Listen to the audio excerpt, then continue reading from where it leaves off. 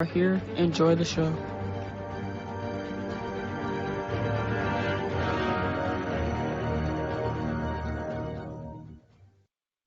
Good morning, everyone. Welcome to the third day.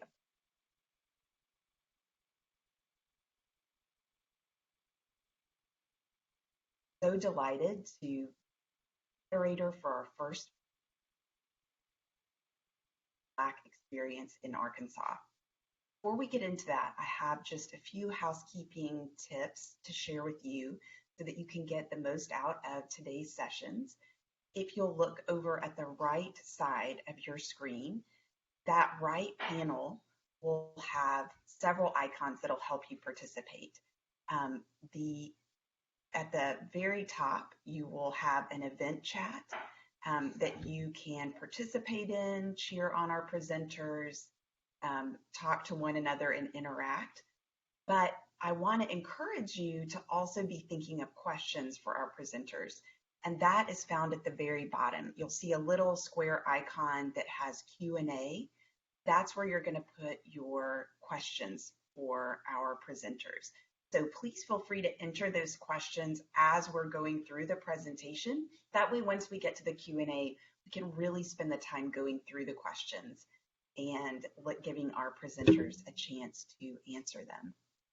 Also, if you need any assistance today, please go ahead and look in the chat. We have wonderful assistance from Kathy Anderson, Brian Robertson, and others, and they will put their contact information in the chat. So if you're having trouble getting kicked out of the system, having trouble hearing, entering your question, please don't hesitate to get in touch with them because they're really here to help us and they're very good at what they do.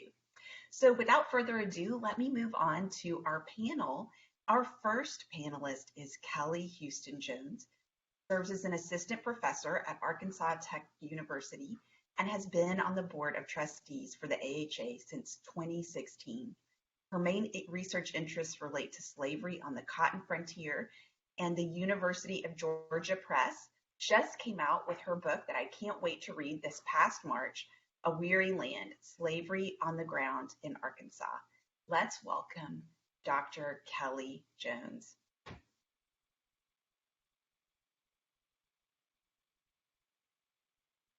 Thank you so much, Story. I am so pleased to be here.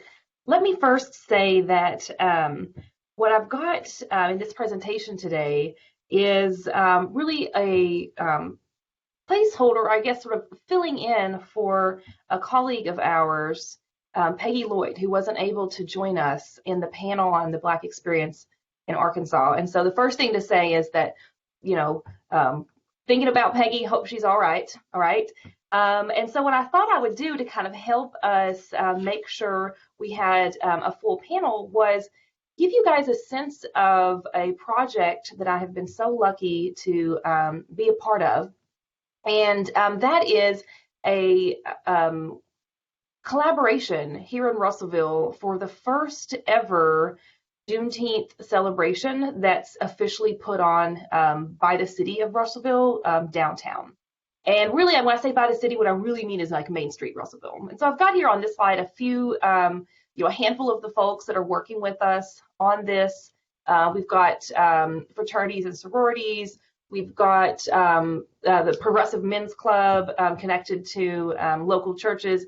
It really is a collaboration. And so I have been lucky enough to be asked to be on the committee for this Juneteenth celebration downtown. And so what I decided an important contribution for me would be to put together a bit of information for the attendees.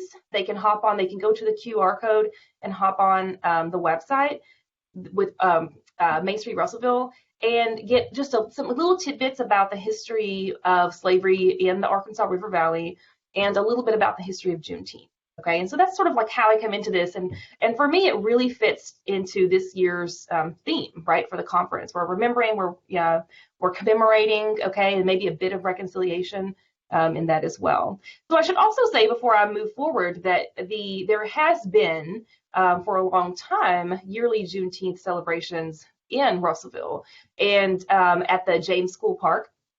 This new one is in addition. So it's not like a competing one. It's just like you have choices. Like earlier in the day, people will probably go to one part and then later in the day, to the other one.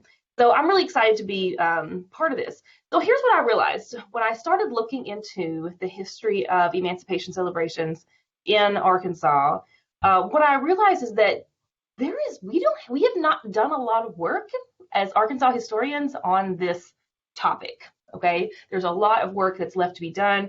I think it makes sense to mention here that almost exactly a year ago, Tom Dillard did a short story for the newspaper on it's kind of a brief overview of Juneteenth and the larger story of emancipation celebrations in Arkansas.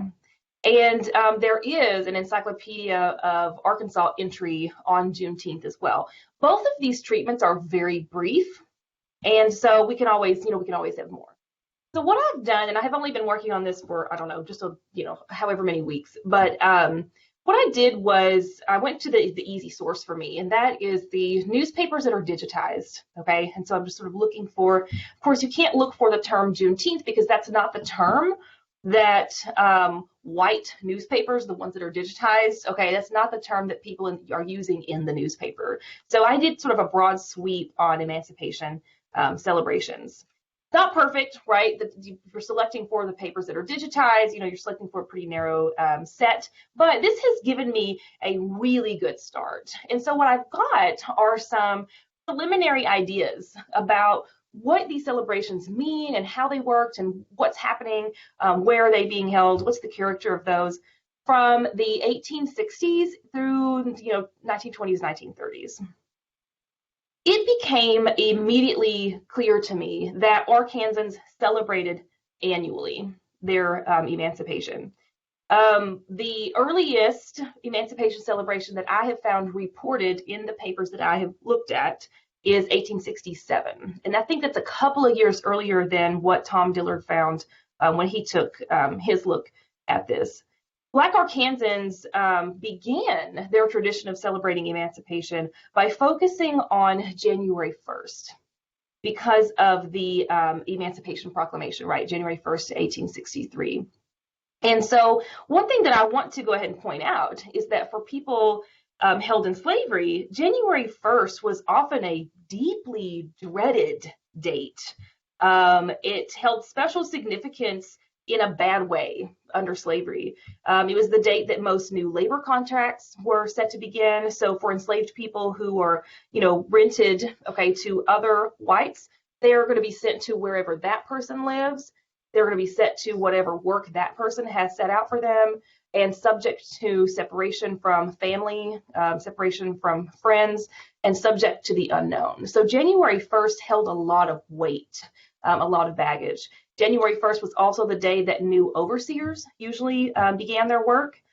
This could be a terrifying transition for enslaved farmers on plantations who didn't know what to expect. They're asking questions like, how harsh, brutal, is this person going to be? The uncertainty was difficult for us today to imagine.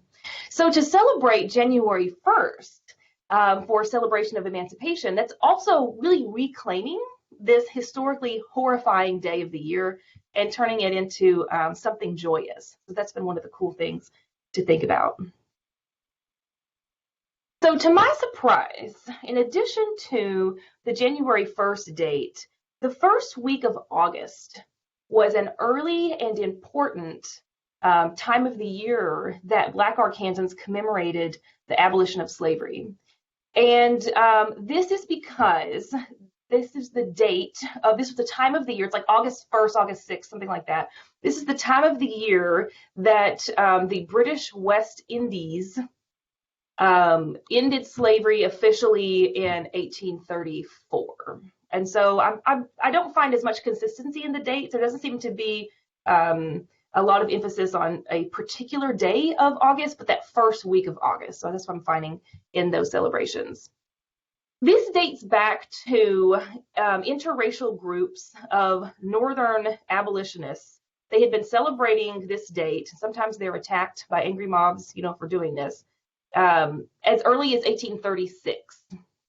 And after the Civil War, this practice spreads. In 1904, the Arkansas City newspaper claimed that the August Emancipation Celebration was held there instead of January. So the practice there, the newspaper is claiming, is that people celebrate August Emancipation instead of January Emancipation because the abolition of slavery in these British colonies was it was something that happened earlier than the Emancipation Proclamation. So they're sort of doing this first. But of course, this would have been regional, okay, because we do know that in Little Rock, they're routinely holding a January 1st celebration, and then of course doing August, as well. So you can kind of get a sense that in different communities, they've got different emphasis. The earliest June Emancipation celebration that I've found in Arkansas is 1900. And so I should make it clear that that doesn't mean that folks weren't celebrating in June earlier than that. It just means that what we can say is, for now, that they're at least celebrating emancipation in June that early. Okay, so 1900 and probably earlier. Maybe it makes sense to do kind of a brief, what the heck is Juneteenth here for folks who might not be completely acquainted, okay, with that history. Of course, Lincoln's Emancipation Proclamation was a limited wartime measure. Bondspeople could only make good on that policy if they could make their way to U.S. lines, right? And so for so many enslaved people in Texas, that hope didn't arrive until Major General Gordon Granger's forces arrived in Galveston and declared freedom on June 19th, 1865. And so you get that later ratification in the year of the 13th Amendment to the Constitution, which abolishes slavery officially, disallowing that. And so Texans, though, cherished this June 19th date, continued to commemorate it. And then, of course, it's going to spread over the years to places like Arkansas, Louisiana, and on. So Arkansans have had annual emancipation celebrations, often in January, often in August, and then since the 1860s. And then by the time you get to 1900, the June celebration is added to that slate. The June celebration, like the others, but the June celebration, one of the things I've noticed is that it really came to hold special importance for communities in Arkansas. There are areas of the state where it was custom up through at least the 1920s for the sawmills in the southern part of the state to just close on June 19th, no matter what day of the week it fell on, in order to allow African American Arkansans to celebrate. And the 19-teens, a governor postponed the execution of an African American prisoner because it was going to land on June 19th, and it just wasn't considered an appropriate date for that. And so, yeah, there's a lot to unpack there also. Okay, so maybe we could talk about that, afterwards if you guys want to. So by about 1906, an Arkansan with the money for the tickets could choose between, or they could hit all three yearly celebrations put on by Black Arkansans for Black Arkansans to specifically commemorate emancipation. January 1st, June 19th, and then that first week of August. Sometimes it's the first, sometimes it's the fourth, you can see different dates. And the railroads are actually setting special rates for attendees. And they do this with other events, as well, but it kind of gives you a sense. You can see in these ads here, you can get a sense of how important the events are, and the railroads are going to take advantage of, offer special rates, sort of grabbing customers and make a little bit of money off of these celebrations. So I want to be clear that this is not one of those things where we're making claims about Black Arkansans, but we're only looking at Little Rock. All right. So the celebrations that I have got on my list so far, they're happening all over the state. Fayetteville, Pine Bluff, Stamps ends up having a huge, massive one every year. Hope, Nashville, Fort Smith, Camden, Texarkana, if I didn't say that already. So these are happening all over the place. And that's not even to mention that Arkansans, where the newspapers reported on this, Arkansans are routinely hopping on these excursion trains and heading out to like Muskogee and celebrating emancipation out there, heading down to northern Louisiana, celebrating emancipation there. And those aren't just the June dates. Those are, any of these three, okay, you can find these excursions. The politics of respectability are all over this history. This image is not an image of an emancipation celebration, but this image is from Booker T. Washington's visit in 1911, addressing a crowd in Madison, Arkansas. And I think it helps us certainly imagine crowds, okay, in this era at these kind of celebrations, but it's also appropriate because one of the things that, or a major thing that Black Arkansans and Black Southerners at large are dealing with are competing ideas about racial uplift.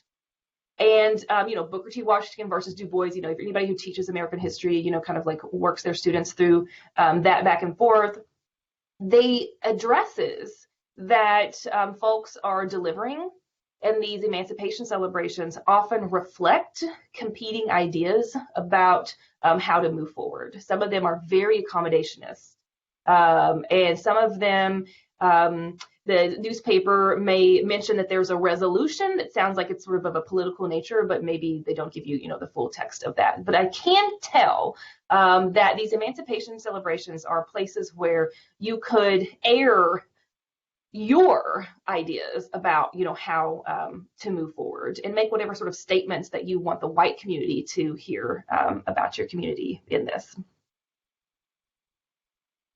My impression so far is that the January 1st celebrations are the more sort of buttoned up, very organized, committees meeting probably months in advance.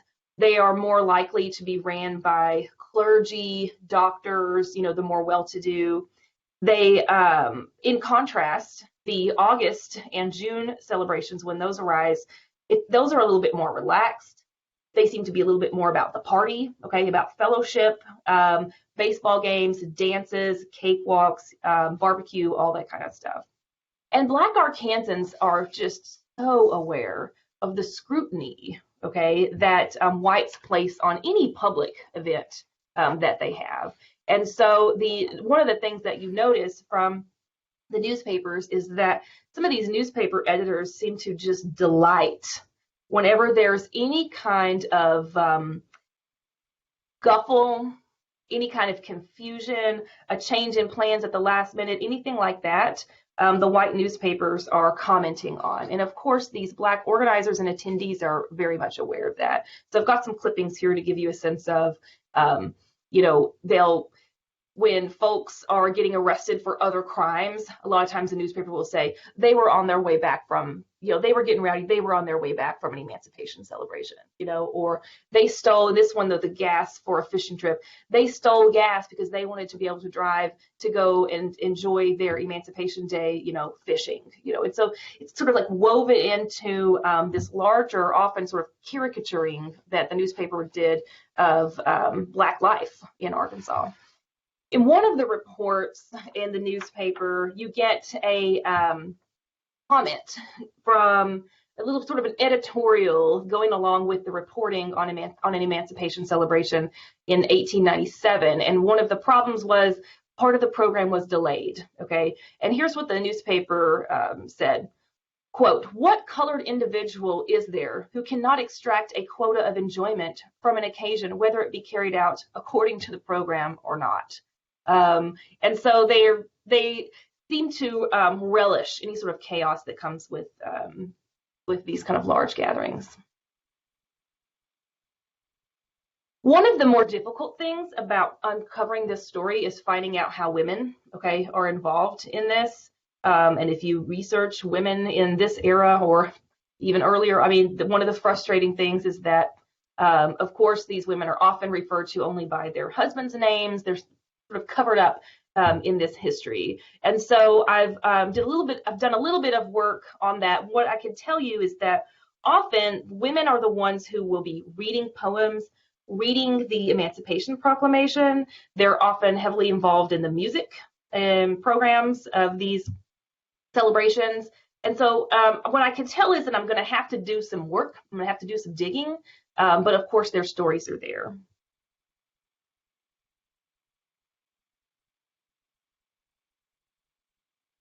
Let's see if I can get all pieces of this. And just to wrap this up, what I'd like to say is that the Emancipation celebrations reflect the concerns of the people at the time. During the World War I years, they're coinciding with efforts to raise money for the Red Cross. In earlier years, they're coinciding with folks supporting calls for a federal pension system for formerly enslaved people, we would say reparations. And so you can really see the suffrage movements reflected. You can really see those showing themselves in the history of these celebrations. And so in my last few seconds, I just want to acknowledge once again that I sort of fell into this because of a commemoration effort that's happening in my community right now. And so Black and white Russellvillians sort of pulled me into this, and I'm really excited to see where it goes. Thanks. Thank you so much, Dr. Jones. That is a really fascinating topic. Our next presenter, Revis Edmonds, is a staff historian and assistant for development at the Old State House Museum in Little Rock. He's a native of Hope and received a bachelor's in history and political science and a master's degree at UCA before earning a PhD in heritage studies at Arkansas State University. He has a long record of teaching and public history work at sites across Arkansas. So let's welcome Dr. Edmonds. I'd like to talk about life during the time of integration and the years coming up to it in a place that, well, Bill Clinton called a place called Hope. But I'd like to call it my boyhood hometown, and a place that we all know at one point in time as probably the most famous small town on earth.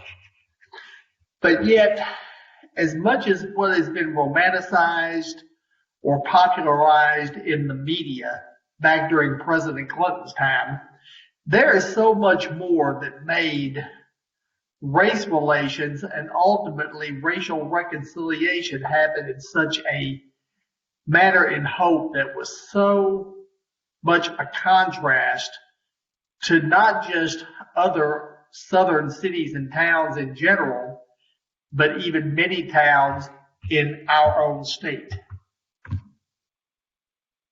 Janice Kearney wrote some very great essays concerning how race relations evolved in Hope in her book that she co-authored with President Clinton called From Hope to Harlem. And I want to read verbatim a statement that she made concerning just exactly how these relationships came to work, because it reflected more of Hope being far less Hope and Hempstead County being far less an antebellum place like the Old South, but more of a frontier place in what Arkansas was considered in some ways a frontier state. While the residents of Hope and Hempstead County towed the same line as those of other small southern towns when it came to race, local historians swear there was something a little different about how they handled race relations between blacks and whites. Theirs, they contend, was a sense of community spirit that often included slaves, a sense of fairness that went way beyond the color line. Now understand, this did not deny the realities of slavery nor of Jim Crow segregation. It was as real in Hempstead County as anywhere in the South, And as a young kid growing up there, I still have memories of the last years in which that society remained in Jim Crow grasp. Now, as far as economic pursuits, even though as well as there later on would grow a very vibrant business class within the future city of Hope, still, economic pursuits for black folks, in fact, mirrored Southern society at the time. Black women working mostly as domestics, black men performing menial labor, working as sharecroppers, or in other non-skill related jobs in town. And in fact, racial harmony, where it did exist before the war, was impeded by the fact that during Reconstruction and even afterwards, whites and blacks, in spite of their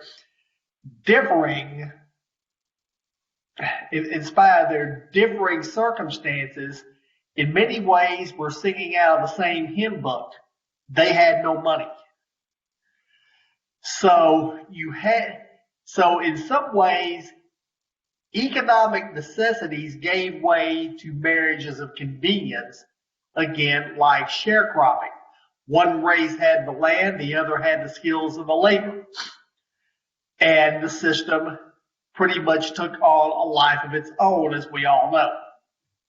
Even the aftermath of the Depression, 2 world wars, and huge social change that was obviously on the horizon, and certainly what black and white soldiers went to Europe and Asia to fight for did not change things in the rest of the South. There were no better indicators of that than the massacres that occurred in 1919 in Elaine and in 1922 in Tulsa and in other places as well.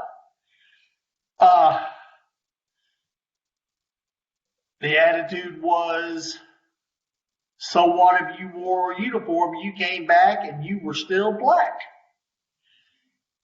Kearney agreed with that sentiment because even in a place like Hempstead County that was not really considered old classic South like you would identify the Deep South in the cotton economy, Kearney made it clear that even with Hope, no bleeding heart liberals were here, no avowed abolitionists. That's where the enlightened nature, where it existed, stopped. Now, unfortunately, there's few recorded artifacts of African Americans in Hope's history. In fact, it's been lamented even today that even many of the pictorial records of Hope's African American community have been either lost or were rarely recorded.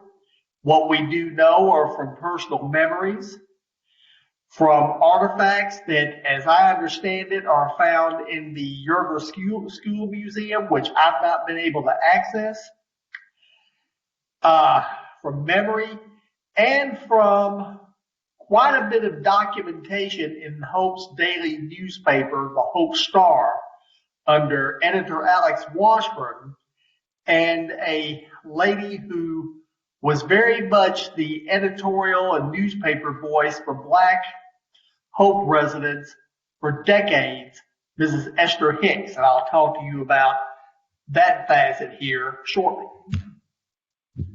So, even though people would like, after the war, and certainly when Dr. Martin Luther King started doing his activities, the natural response of whites and even many blacks was, look the other way, not happening here, that's there, that's here. But yet, something different about Hempstead County, because blacks were still a very recognized and in some places prominent part of the economy and social structure, even though as high as many of these folks could rise, they still recognized that legally they were still considered second-class citizens.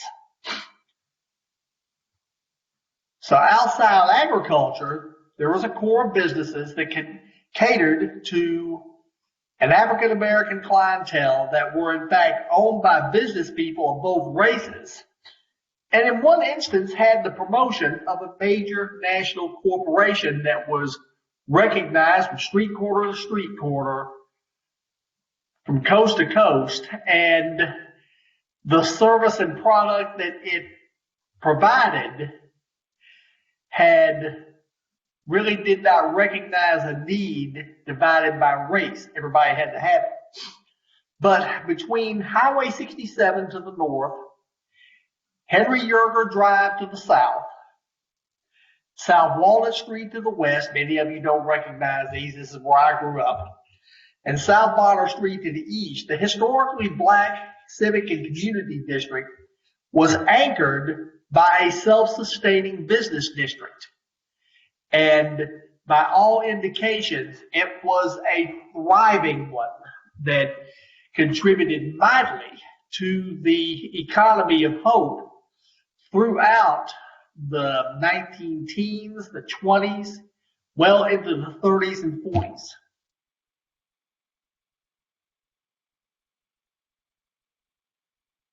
Segregation in the whole business community. Some businesses would welcome African American business, but they didn't have the full use of the facilities. In fact, only certain areas of town extended to black customers the use of in-house credit, as opposed to it being available to white customers citywide. Further, and if you look there in the photograph in the background on the right, there's a little office building. Well, that's the corner where Tarpley's Esso station stood before this motel office was built there in the 1960s. But while the service station that sat there was welcome to black customers through the Green Book, the motel next door was not. It was still separated through Jim Crow segregation, and black customers would have to stay at what would later be the Nelson Hotel 2 blocks down the street. Now, there were a lot of white businesses that actively solicited African American business. One of those belonged to my uncle, Hobart Shirley. It was on the north part of Hope, and if you look there, this is what the building looks like today. We have tried to find some photographs of the store back in Uncle Hobart's day. We've been unable to find any, but it's just a massive amount of photography that's fallen my way. But it was, your simple mom and pop store that had the living quarters in the back and everything else. But my Uncle Hobart he extended credit to black customers. They were right there at the time, slightly outside the city limits, but inside now, just north of I-30.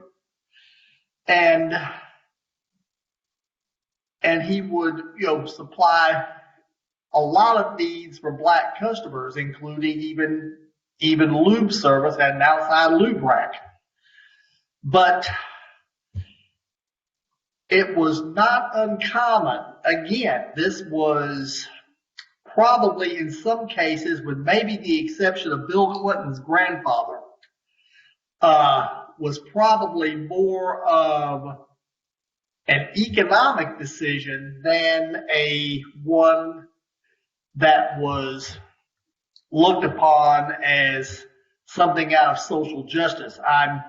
I would not envision that coming through their minds. Okay? So in the dedication of his autobiography, My Life, Clinton cited his father, or his grandfather, as the man who, quote, taught me to look up to people that others look down on because we're not so different at all. Again, I looked at Mr. Cassidy as probably the exception to the rule because to my uncle and to others I mentioned, it's just good business. It was just good business. There was a man I worked with at one time that owned a service station in Hope, and a man said something to him about, why do you wash cars for black people? And his answer was very simple. Because their money's just as green as anybody else's. And that proved to be the attitude of my uncle and others back during that time, 30s, 40s, 50s, even into the 60s. Now, one thing, and I always thought this to be odd growing up, this was the other service station that my dad owned in the 60s. Some governments and businesses, and we all know the story of South Carolina. South Carolina tried to insert equal into separate but equal into their schools, albeit too late after the Brown decision. Well, others did the same again out of what they felt to be economic necessity. A block from Tarpley's, there was a Gulf service station that had been built on a very busy corner at that time in 1958. My father purchased it in January of 1965. And when I was a kid, I used to notice something very strange. And again, I can't find photographs of what it looked like at the time. I can only point this out to you from the existing building, which still stands but has been repurposed. But if you'll look there at the left-hand photo, the two what used to be restroom doors. Then on the right hand, where it's been bricked up, is another. Well, that was a third restroom door. Well, by the time I knew anything about it, I would notice my dad stored motor oil and oil filters in that particular restroom. It was equipped the same just as the other two. And I used to ask him, well, why do we have a third restroom? And he never really answered me. Well, years later, when I was a teenager and cleaning up the stockroom or something, I ran across some papers. As it turned out, it was the blueprint for when Gulf built the station in 1958. And I looked there, and sure enough, the blueprints listed ladies' restroom, men's restroom, and the one in the corner was, quote, colored restroom. It obviously wasn't used for that purpose very long, for when the equal access laws started taking hold. I believe I was told that they actually took hold there probably about a year before my dad went in business. But yet, I talked about just a minute ago, this was a very active African American business community. That was many of these which were featured in the Green Book. The Hotel Nelson, which had previously been the Lewis Wilson Hotel, it had been there since Green Book days. It had been built around, as I remember correctly, built around 1914. And it had a thriving clientele for years and would actually house black entertainers on their way to perform in places like Dallas and out on the West Coast even. Duke Ellington, Sam Cooke, and Rosetta Tharpe all stayed there. And later, the Lewis Wilson family would sell it to the Nelsons, probably around in the early 1960s. It eventually became apartments.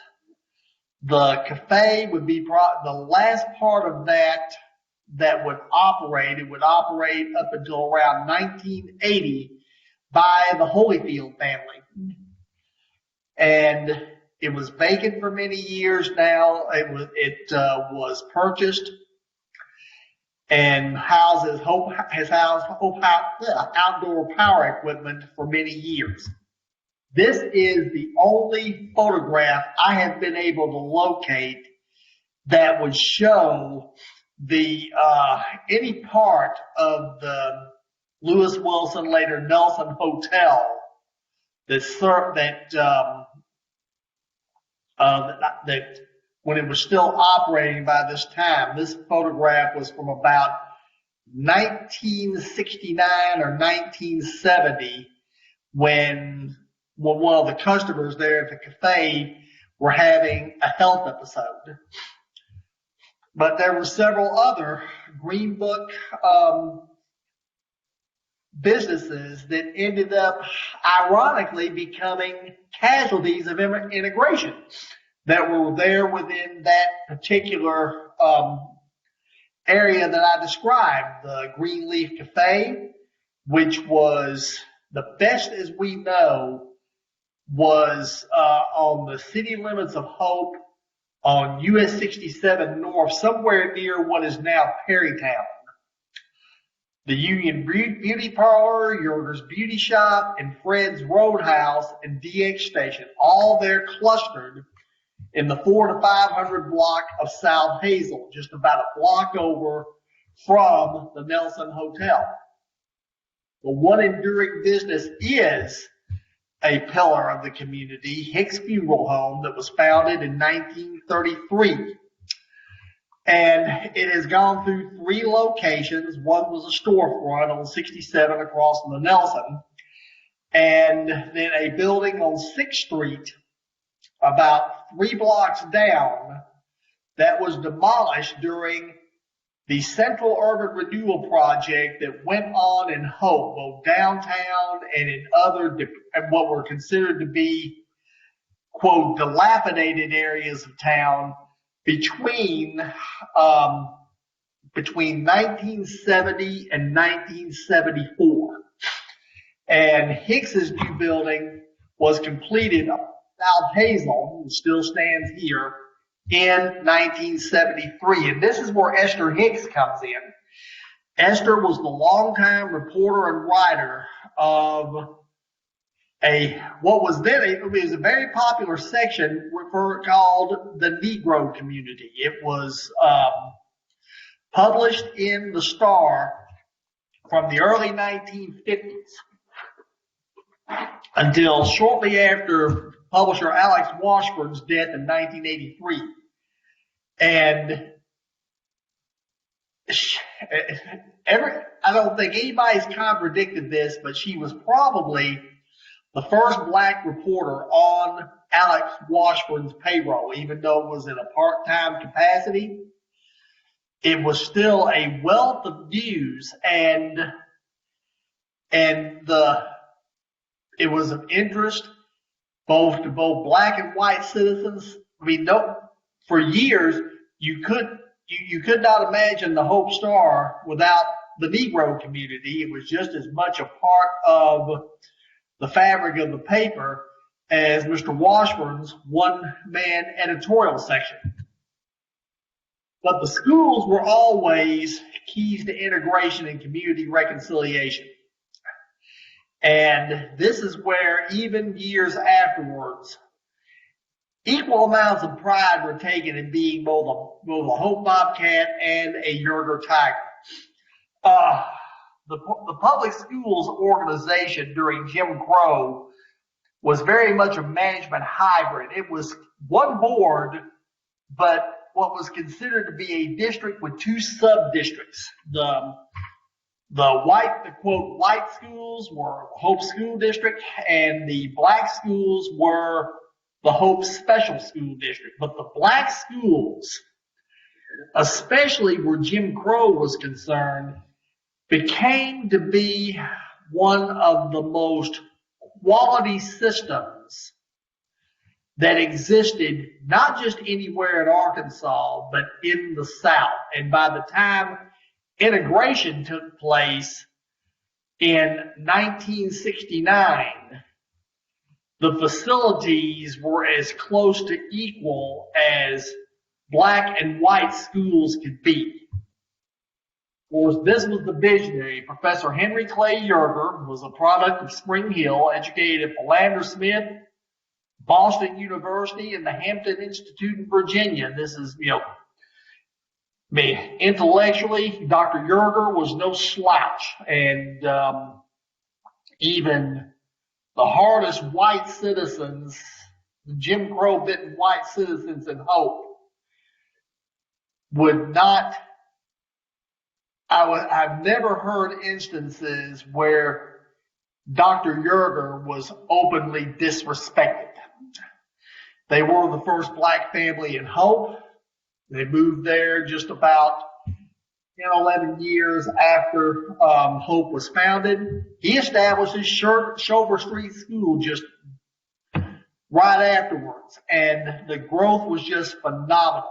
Of course, they had help from the Rosenwald Fund, the General Education Board, but also the Arkansas Department of Education saw a conduit here for teacher training for black teachers and at least provided a little bit of minimum support, as would the Hope School Board. They also had assistance from the Smith Hughes Fund.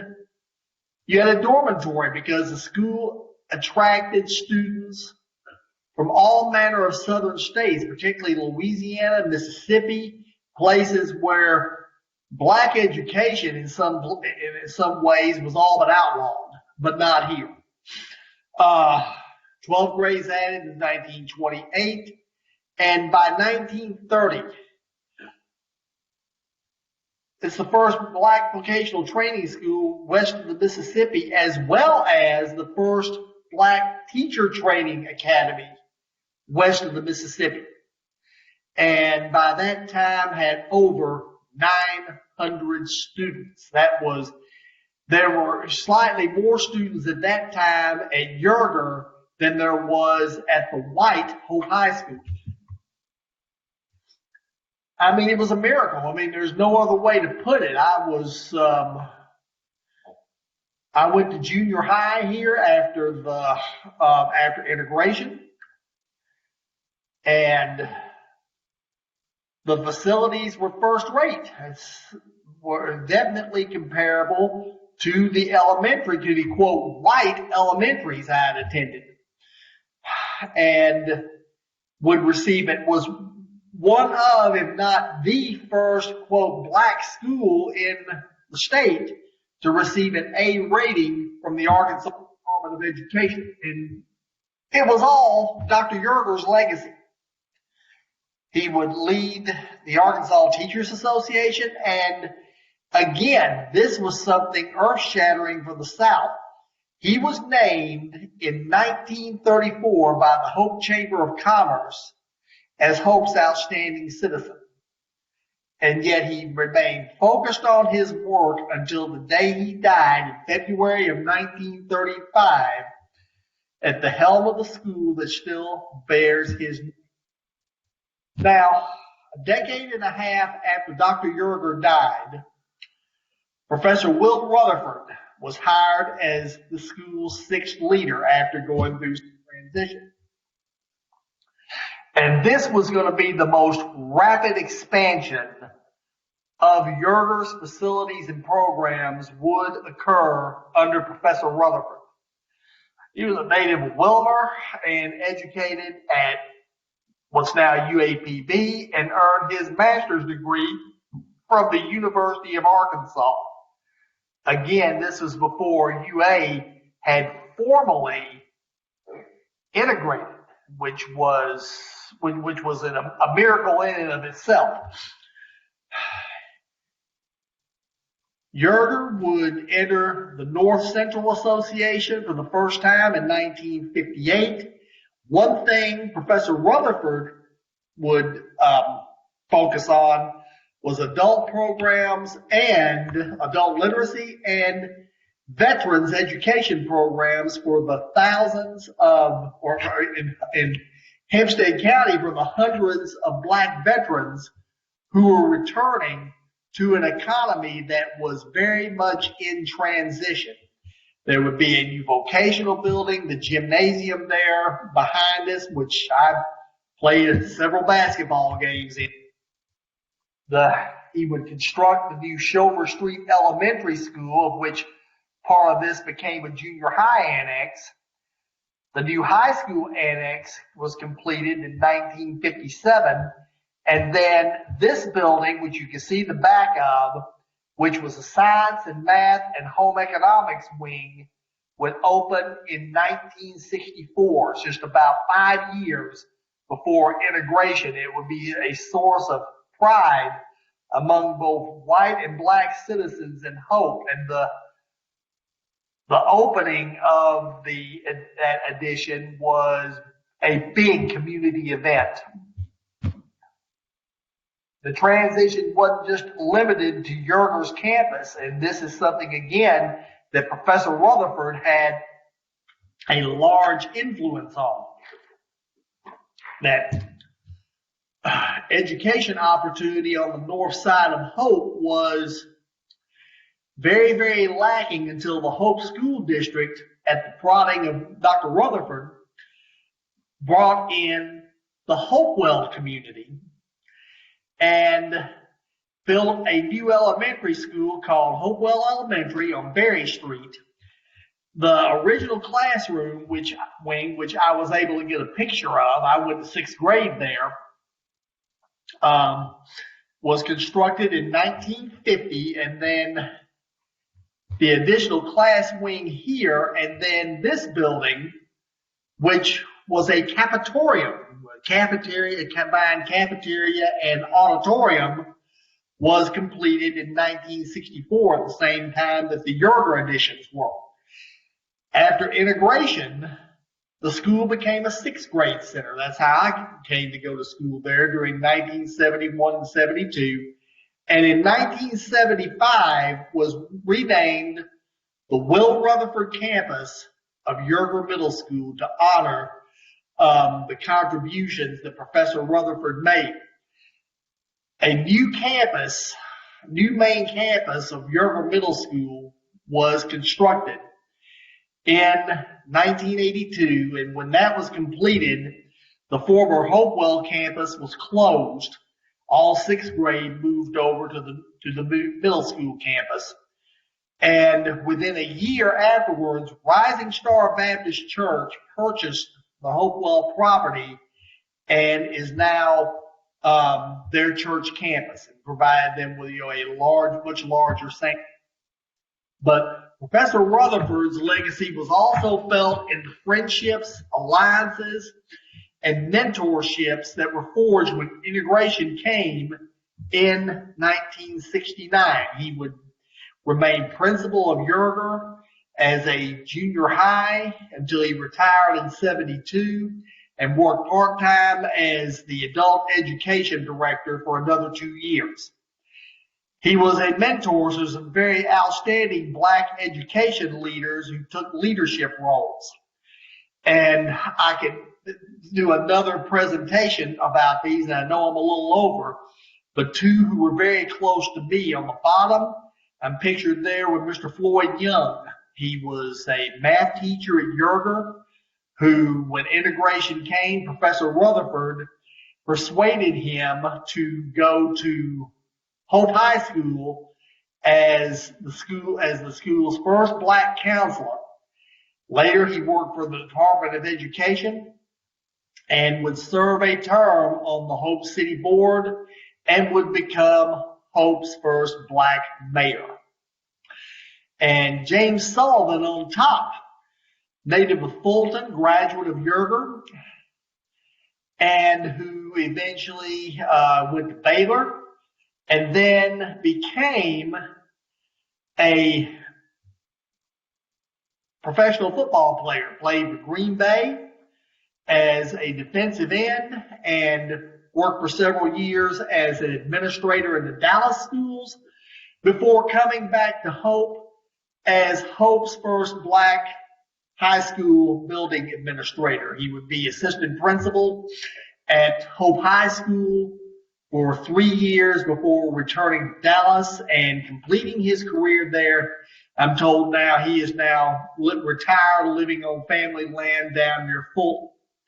But Mr. Sullivan was just universally hugely respected, and I wanted to tell you something. You didn't want to be an athlete and get in trouble in class, because he was definitely took a very dim view of that kind of thing, and I'll save the stories about that for later. So what's the legacy of the civil rights generation?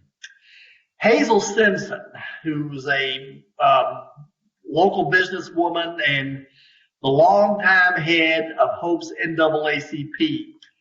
She was also interviewed by Janice Kearney in Conversations. And I never thought of this so much during the time, but upon a lot of reflection, it makes her statement makes a lot of sense. We've made more progress in the black community in bringing the races together from 1969 to 1989 than we have made during the past 10 years. Now, I can't really speak to the last 10 years because I have not lived in Hope since 1978. My parents were there until the 1990s. I don't have that much family left there. But from some conversations I've had with locals, that because of economic dislocations and other demographic changes, it would certainly not be what people remembered back during that 20-year transition. So I'm going to leave it with a question. I know it would not be answered today, but it would certainly be for generations to come.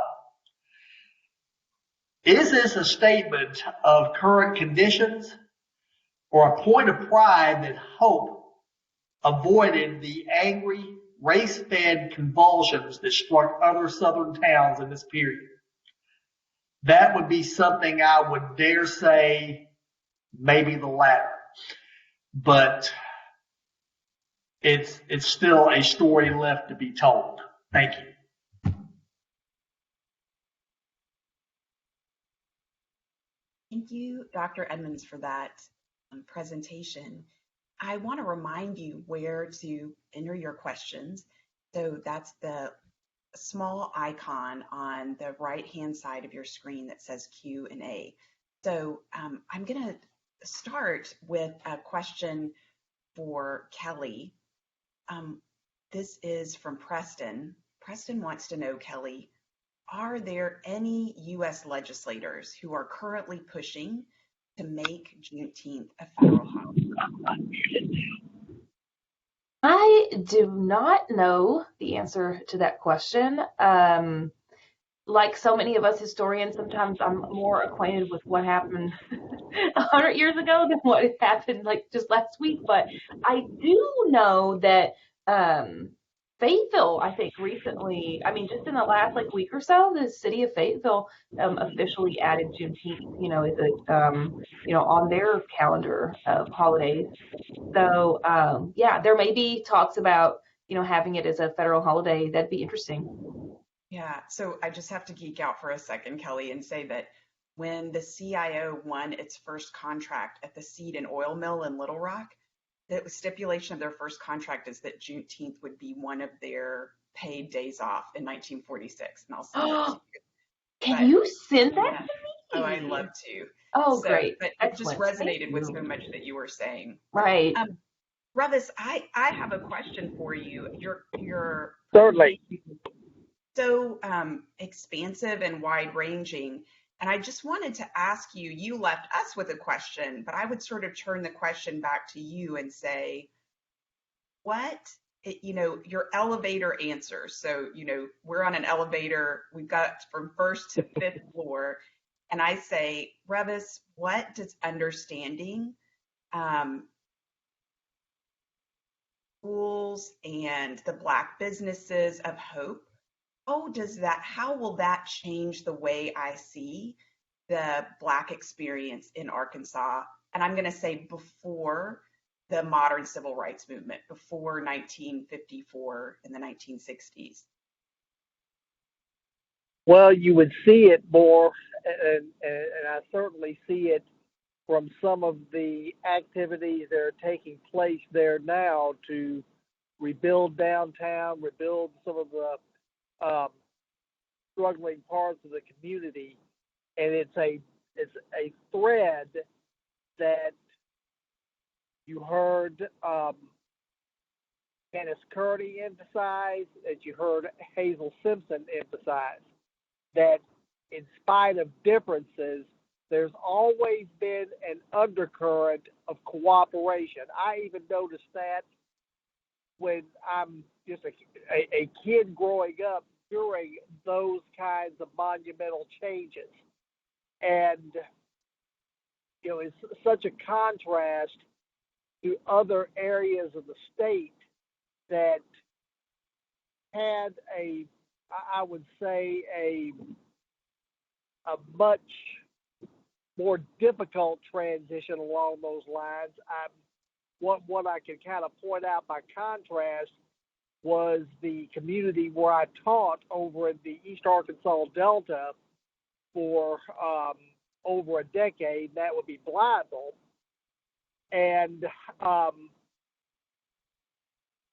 their transition took place about that same time, with a lot of angry recrimination, which still affects that community today. So I guess really where I'm looking at this, and I'm seeing what. So Revis, this was your elevator answer. You had to tell me in 2 to 3 sentences. So I'm hearing you say cooperation. Well, there's really not a 2 to 3 sentence answer. I'm sorry. It's not that simple. Well, yeah, it never is, but one's argument is often the distillation of, and so I'm hearing you say that cooperation was important. And, you know, having also noticed, still a thread. Yeah, I think one of the things that is so interesting there is that you have the logging industry providing jobs, and then you have high rates of Black land ownership. So I do think it represents a pattern of different kind of white interaction with African Americans when you have such high percentages of Black landowners. So that really always that kind of wealth base, yes. Mm-hmm, absolutely. Hey, Story. I also think there's some of that element of respectability politics, because one of my newspaper clippings about Hope, H.C. Yerger is speaking at one of these emancipation celebrations. The white newspaper refers to him as, quote, a man of ripe experience and a safe leader of his people. So they're playing the game very well, right? So the leadership is, they have a strategy, and so it's not, I don't know that it has to do with a better situation in Hope, but definitely a leadership group who knows how to keep the whites from freaking out, I guess. So they do what was advantageous. That's right. Really, I guess that's the other part I'm looking for. So Kelly, we have a question for you. Did you find any evidence of white Arkansans trying to suppress Juneteenth celebrations or organizing competing events? And I would, if I could, broaden that out to the all of the emancipation, August, January, and Juneteenth. Right. I didn't find anything. Of course, they're not going to say, you know, white people in their own newspaper are probably not going to say, we really don't like these celebrations. I mean, I don't know. I think they're pretty bald-faced sometimes about things, but I actually found quite a bit of support. You know, they're able to, in some towns, they're working with the Chamber of Commerce. They're getting white business owners to help offset some of the food costs for some of these. So I think because, especially the January 1st ones, because it's seen as sort of like a safe type of gathering, that doesn't really seem to press too much on the status quo, then I haven't seen evidence yet. And again, I've really just scratched the surface on this. Revis, we have a great question from Larry Pierce asking about Haygood Seminary in Washington, Arkansas.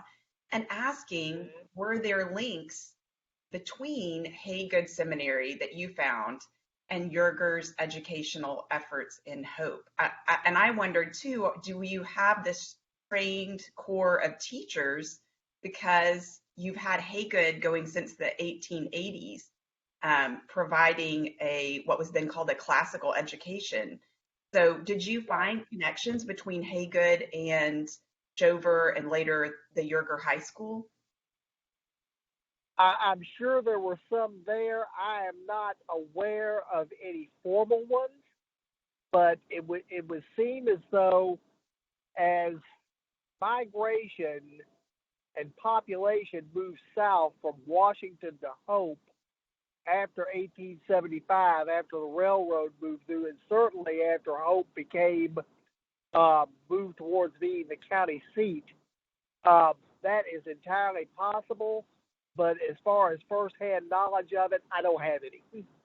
Yeah, so the Christian Index is the CME newspaper, Christian Methodist Episcopal, or then the Colored Methodist Episcopal. And so one of the really amazing things that you would have at your disposal is being able to track the letters from Arkansas and see. I mean, I think you will have a pretty good idea if a lot of the teachers at Jover are CME, and they got their education in Washington. I think it'd be great for you to at least make that speculation that they're probably, it's one of those areas where our imagination can come in and say, there is almost certainly a connection there. And I think that shows that thread you're talking about, that of generations building on previous generations. Absolutely. Kelly, I'm curious if you had some evidence of what we would have seen in the more ceremonial parts of emancipation celebrations. Was there sort of a pattern of, we have just a couple minutes left. Was there a pattern of prayers or recitations or parades of veterans? Could you talk a little bit about that? I can. One of the things that I notice, particularly in the Little Rock community, is that by the time you get to the late 1890s, there seems to be a little bit of a power struggle on like what these celebrations should look like. Tom Dillard wrote about this in his short piece, evidence of a sense among certainly like clergy that it had become too commercialized. And so the Flanners Smith College puts together a Lincoln Emancipation Club. So, for example, that would be one of the more really organized, planned ahead, like very regimented kind of program. So instead of just being kind of a group celebration, a celebration that comes in, you begin with a prayer, you've got someone's going to read the Emancipation Proclamation, very organized, regimented program. And I think that was their sort of pushback against some of the stuff that to them seemed a little too wild or chaotic, a little too boisterous from other things. So yes, very religious, but each one, I'll say this and I'll quit, each one at the end has resolutions. All of the Lincoln Club ones is resolutions, and they are of a political nature.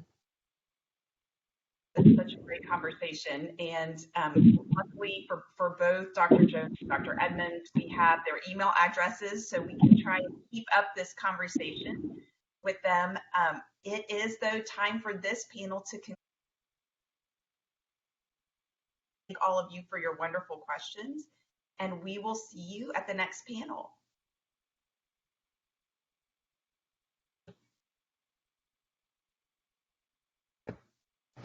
Arkansas newspapers, we got them. Boy, do we. The Arkansas State Archives preserves on paper and on film the largest extant collection of Arkansas serial imprints. For over 6 decades, Archives staff microfilmers have been at work saving runs of Arkansas newspapers and creating durable editions of these vital chronicles of what's happened when. Patrons may consult microfilms in-house and also increasingly at home. As partners with the National Digital Newspaper Program, we're making thousands of pages of Arkansas journalism available through the Library of Congress's Chronicling America site. We've done a lot of work, but the work goes on, as long as there are more papers to collect and to film. Because here at the Arkansas State Archives, our mission is to save the stories, 200 years worth of them and more, and to keep them safe for you to explore.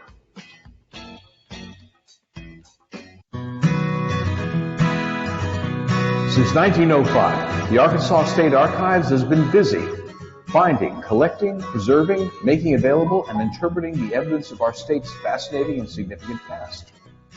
In our collections, one can find a few government documents, some racy pictures, fine art, a huge collection of Arkansas journalism, and lots of neat old stuff.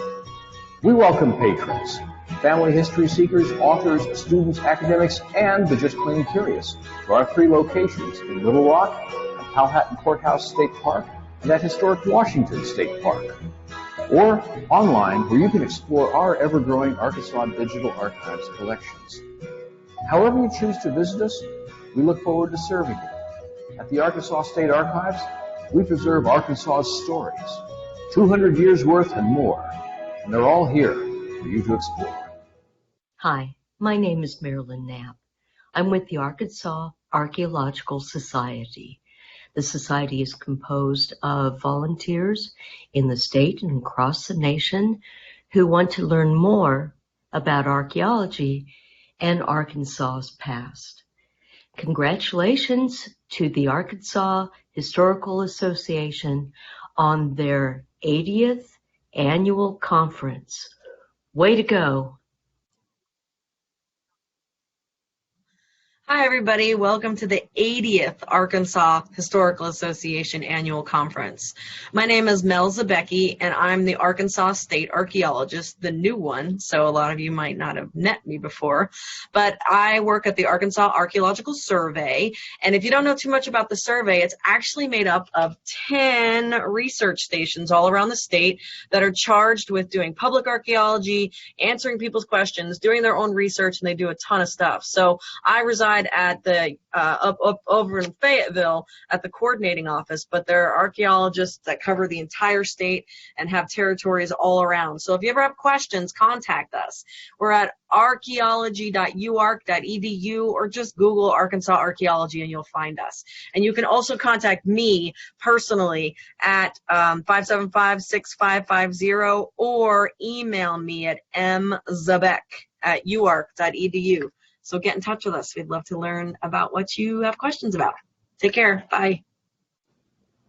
Hi, I'm Shama Best, Executive Director with the Arkansas Humanities Council, and I would like to welcome you to the 80th Arkansas Historical Association Annual Conference 2021. The Arkansas Humanities Council has and remains a proud supporter of the Arkansas Historical Association. With sessions around this year's conference theme of collective memory in the natural state, commemoration, preservation, and reconciliation, there is no doubt this is going to be a very exciting and informative conference that you will truly enjoy. Please keep the Arkansas Humanities Council in mind when seeking grant funding for humanities-based projects. We have a number of grant opportunities offered throughout the year, including the new African American History and Culture Grant and access to the Humanities Grant. Enjoy the conference, and I wish you all the very best.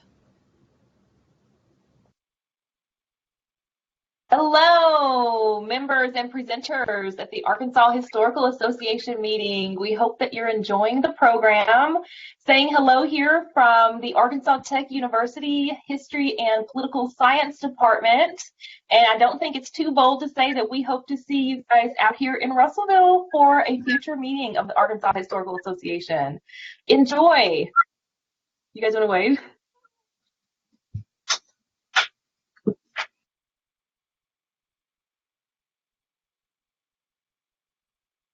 All right, it's me again, y'all, from that same office. I'm repping my Arkansas Tech. I am ready to continue another exciting day of the Arkansas Historical Association Conference. Thank you, Story, for moderating our first session.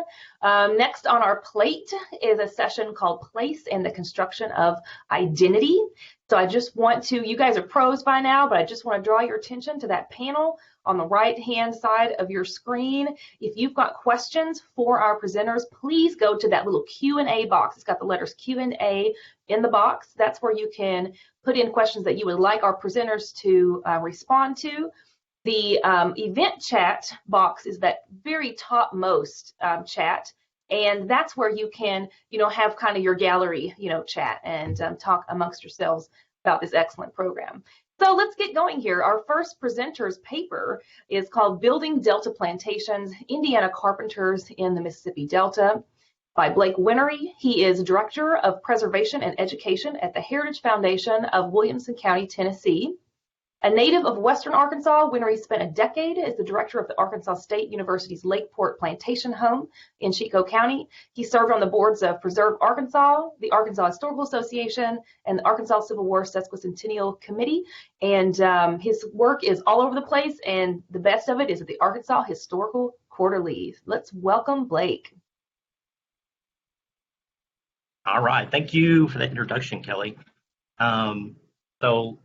Like in the introduction, I did spend a decade at the Lakeport Plantation, and that's what this presentation is about. The Lakeport Plantation, located in Chico County along the Mississippi River, is one of the most important antebellum structures in Arkansas. Built for Lycurgus and Lydia Taylor Johnson, whose family originated in Kentucky and came to dominate Arkansas's antebellum politics. The two-story frame Greek Revival house is a testament to the westward expansion of the cotton-based slave economy. Largely unchanged since its construction in 1859, and vacant since 1972, the house has been hailed by preservationists for its purity. Between 2001 and 2008, Arkansas State University undertook a massive preservation effort to save the structure. During the restoration, little was known about who built the house. However, clues emerged during the restoration, and further investigation shows carpenters from Madison, Indiana built this and other iconic Southern homes for Kentucky planters in the Arkansas and Mississippi Delta. There on your screen is the restoration team that Arkansas State University put together. And in the center is Charles Witzel. And when I first got to Lakeport, I've been there about 6 months. Charles turned to me during a team meeting and asked me if I had figured out who built Lakeport yet. And I said no, but I also thought to myself, like, if y'all didn't figure out who built Lakeport, then how am I going to figure it out? So I didn't have much hope for myself. But this presentation is about a decade-long research into trying to figure out who built Lakeport. In 1839, a Yankee clergyman living in Natchez wrote disapprovingly of the Delta's built environment. The plantations between Vicksburg and Lake Washington are nearly all together now, with rude dwellings upon them, he said. Indeed, there is no planter's house above Vicksburg of better appearance than a common farmhouse. However, during the next 2 decades, Delta planters created tremendous wealth as their enslaved laborers transformed the region to vast cotton plantations. Kentucky planters like the Johnsons and Worthingtons began to replace their rude dwellings and common farmhouses with grand plantation homes. The Johnson family had numerous ties to the region beginning in the late 1820s. Captain Henry Johnson and his nephew Junius Ward left Scott County, Kentucky, and were the first to settle on Lake Washington in the Mississippi Delta. Ward's circa 1830 Planter's Cottage, a common farmhouse for the Yankee clergyman, is now the oldest structure in Washington County. In 1831, on the Arkansas side, Joel Johnson established the Lakeport with 23 slaves. His oldest son, Lycurgus, joined him around 1837, and he'd eventually build the Lakeport house that stands today. As the Johnsons established themselves in the Delta, they continued to maintain and build fashionable homes in Kentucky. In Lexington in 1839, Joel Johnson purchased Castle Hagen, while his brother Henry acquired Pope Villa in 1843. A decade later, Henry's daughters, Louisa and Margaret, built their own fashionable homes from plans published in pattern books. In 1851, Louisa Ellie built Ellie Villa outside Lexington. The spacious 2-story brick Gothic revival was executed from Andrew Jackson Downing's recently published The Architecture of Country Houses. In Mississippi, around 1856, Margaret Johnson constructed Mount Holly near her father's Lake Washington plantation. Confusion surrounds Mount Holly's designer, but the house is most likely based on plans first published in Harper's Weekly in November 1855. Later in their decade, their cousin, Junius Ward, constructed Ward Hall near Georgetown in Scott County. Clay Lancaster described Ward's summer home as the most Greek rural residence in Kentucky. It is a marvel to visit. Arriving with the Johnsons were 4 Worthington brothers from Muhlenberg County, Kentucky. In the late 1820s, Samuel, William, and Isaac established plantations in Washington County, Mississippi, and their younger brother Elijah landed on the Arkansas side in 1840. The three Worthington residences in Mississippi, like Lycurgus Johnson's Lakeport Plantation in Arkansas, appear to be built by the same carpenters from Madison, Indiana. Emerging from the Panic of 1837, the lower Mississippi Valley experienced a building boom that continued until 1861. One-story and two-story frame houses replaced log cabins and planter cottages, while established river towns like Natchez and Vicksburg attracted Eastern builder architects from cities like Cincinnati and New York. Hundreds of building mechanics, master carpenters, and other craftsmen from the East and Midwest also journeyed to the region. An observer in Chico County in 1860 noted, "The towns and surrounding country are very much in need of mechanics. I know of no place where mechanics can do better than here." The same year, the census captured numerous building sites on Delta plantations, like Allen J. Polk's in Phillips County. The numerator found 8 master carpenters born in Ohio, Kentucky, North Carolina, Alabama, Vermont, Pennsylvania, England, Germany, and a Kentucky-born mason. That house is gone now, but it is captured in this image that's provided by the museum in Helena. Built between 1858 and 1859, Lakeport faces east on the Mississippi River on a slight elevation. Surrounded by cotton fields, the two-story, 7,000 square foot L-shaped structure contains 19 rooms. Sawmill on site cut old-growth cypress to construct a brace frame house. Painted straw yellow with blue shutters, front of the structure is graced by a two-story portico with a triangular pediment gable and centered rose window. Tapered white vernacular columns supported both levels of the portico. Cast ornamental ironwork decorated 2 small balconets on the front and on a first and second level veranda on the northeast of the house. A large central entry hall measured over 26 feet and almost 16 feet wide. The floor was covered with a decorative Gothic painted oilcloth purchased in Louisville, Kentucky from the firm of Height and Small, and a chandelier hung from an elaborate ceiling rosette on the 14-foot ceiling. Located on the rear of the L porch, the kitchen featured a cast iron brick encased range manufactured around 1860 by Wallace and Lithgow of Louisville, Kentucky. Dendrochronology confirmed what Tom DeBlack's 1995 dissertation concluded. Construction began in 1858 since the land was under litigation until that year. The science concluded most of the timbers were cut at the end of the 1858 season and at least one in the 1859 season. As the restoration of the house progressed, new clues about who built the house emerged. Evaluation of doors and mantles revealed several carpenter's inscriptions behind the master bedroom mantle. Thomas Smith, a Scottish-born carpenter, wrote, "Mr. Thomas Smith, mantle builder, Innskeep Shop, Madison, Indiana, October 1859." The late 1859 date for the material for the mantle's construction fits DeBlack's chronology and the dendrochronology. 1859 advertisement for the Innskeep Shop showed it milled flooring, mantles, doors, shutters, blinds, window frames, among other products. The shop likely supplied much of Lakeport's milled interior wood. Behind the dining room and south parlor mantles, Vinton or Vint Matthews left his mark. A biography of Matthews written by his son in 1901 can be found in the Madison Jefferson County Library. In 1857, he went south, where he engaged in erecting plantation homes at Grand Lake, Arkansas, Leoto Landing, and Deer Creek Landing, Mississippi. A carpenter by trade, he was associated in business at various times with John Gingrich, Joseph Reed, and William McCune.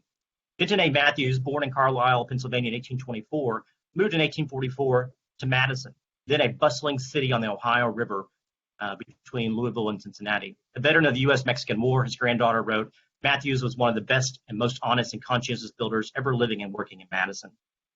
Given the geographic detail in Matthews' biography, at least 4 homes in Washington County, Mississippi are candidates for construction by the carpenters from Madison: Mount Holly, Belmont, Leota, and Willoughby. You can see them there on the map right there, their approximate locations, as well as Lakeport. Mount Holly, a 2-story brick Italianate on Lake Washington, was built around 1856 for Lycurgus' first cousin, Margaret Johnson Irwin Dudley. Despite the difference in style, the house has a number of similarities to Lakeport. Large entryway with parlors on either side, an L porch with an attached kitchen at the back, a staircase and a cross hall, herringbone brick walkway, and similar servant's bell hardware. A 1937 WPA description of Mount Holly's kitchen stove and bell system is a close match to Lakeport. So it reads, "Perhaps the most interesting room in the house is the kitchen, in which an old iron stove is built into the brick wall. a box of bells connects every room in the house. Common sense suggests Mount Holly is based on Calvert Vaux's irregular country house without wings, first published in Harper's Weekly in 1855. A version of the plan was produced at least 2 other times in Mississippi. Amadale, built in 1859 in Oxford, Mississippi, has a documented attribution to Vaux. Another house, Aldemar, described as a nearly exact replica of Mount Holly, was built for Victor Flournoy, a Johnson relative on Lake Washington in the 1850s, but lost to the river in the 1890s. A circa 1950 painting of the house by Narcisse Johnson Smith is the only known image of the house, and you can see there at the bottom of the screen. Margaret Johnson's great-grandson, however, claimed as early as 1972 that Samuel Sloan, not Vaux, famous for Natchez Longwood, designed Mount Holly between 1844 and 1859. After publication in 1981 by LSU Press, his volume drew immediate criticisms from historians like John Y. Simon for numerous mistakes, impossibilities, and chronological discrepancies. The likely fabrication contrasts with another family tradition. Shelby Foote, who set his 1949 novel on the plantation that his family had owned since the 1880s, believed the house was erected by a transient architect in 1855 working from plans carried with him and the assistance of one man who accompanied him and a construction crew of slaves. Unfortunately, Mount Holly burned about 6 years ago, so we can no longer investigate it physically for clues. The Leota Plantation, a 2-story brick Greek revival, was built around 1857 for Ann Taylor Worthington, widow of Isaac Worthington and sister of Lakeport's Lydia Johnson. Lost to the river in 1883, a local historian writing in the 1930s described Leota as a handsome 2-story brick home, exactly like Belmont, except it had 2 wings onto Belmont. Belmont, located 7 miles across the river from Lakeport, was built around 1857 for Dr. William C. Worthington. The large Greek Revival house was added to the National Register in 1972, but there is no known documentation of Belmont's builders beyond rumors of European plaster. Built of common brick, Belmont and Lakeport have nearly identical Greek Revival form. A notable difference are the Italianate brackets on the pediments versus the tinsel molding on Lakeport. Like Mount Holly and Lakeport, Belmont has an L-shaped design that likely contained an attached kitchen. Belmont still retains remnants of a bell system. A surviving entry medallion is nearly identical to Lakeport's 2 medallions. You can see Lakeport's and Belmont's medallions there. The staircase, although grander near the entry, has similar newel posts and spindle work. The servant staircase on the L is even closer to Lakeport's. And then there's also hinges that show they're manufactured by Thomas Clark that can be found in both houses. Moving on to the next house, the Italianate wood frame Willoughby House was built at a cost of $35,000 for the expansion for Samuel and Amanda Worthington in 1858. Located adjacent to Belmont, the house was raised for the expansion levy in 1932. However, several primary sources connect its construction to the Indiana carpenters. In the spring of 1863, an Iowa newspaper published the earliest description of the house from a soldier in the 25th Iowa Infantry. He said, "The mansion house of Mr. Worthington is a well-built, commodious residence. He informed me that the house was built and the grounds laid out by Northern men, and that he had paid $20,000 in gold to a firm in Indiana for constructing the house." Photographs of Willoughby's exterior and interior show similarities to Lakeport. An exterior photograph of a porch shows the same ornamental grape and oak leaf ironwork and similar siding, doors, shutters, and other hardware. Except for the placement in the entry, the staircase, newel post, and scroll work look to be identical to Lakeport's. You can see comparison of the two. Before Willoughby was raised in 1932, an article described a plaque. On the staircase appears the name of the builder in a metal plate, John Gingrich and Company, Madison, Indiana. Further evidence for the construction of Willoughby is found in 2 letters written by Amanda Worthington in the winter of 1857-1858. On December 6, 1857, she wrote, "Kaplinger is here now, talking with your father, and promises to begin building our big house the 1st of January. January 17, 1858. Your father went up to the new place, set up Mr. Kaplinger at work on the new house." Mr. Kaplinger in Mrs. Worthington's letters is likely Madison's Samuel Kaplinger, a veteran who was described as a veteran contractor and builder who before the war had built up a prosperous business in the South. A handful of newspaper articles also show that Matthews and Kaplinger worked together, and Matthews served as a pallbearer at Kaplinger's 1891 funeral. Kaplinger's younger brother Saul must have accompanied him south. In 1860, the younger Kaplinger was living in Ashley County, Arkansas, just west of Chico County, working as a building mechanic. Later, he moved west to Bradley County, where he's credited with building the county's jail in 1870. There's a photograph of Saul right there that I found. And then moving real quickly, there was a planter who moved from Madison in the 1850s, John Woodburn. So he may have been a fellow who brought some of these carpenters down here. He built big houses back in Madison. But really, how I wanted to end this presentation was with the fact that the big glaring obvious hole in this research is that I'm not talking about the African American slaves that obviously were involved in building these plantations. But I'm going to leave you with a glimpse of one former slave who I believe was enslaved at the Ely plantation, and his name was William Ely. He married a woman from Lake Washington, and he in 1880 I can find him in the census in Missouri, and he's a plasterer. So I suspect that he was probably one of these black craftsmen who helped build these houses as well. All right, thank you for having me.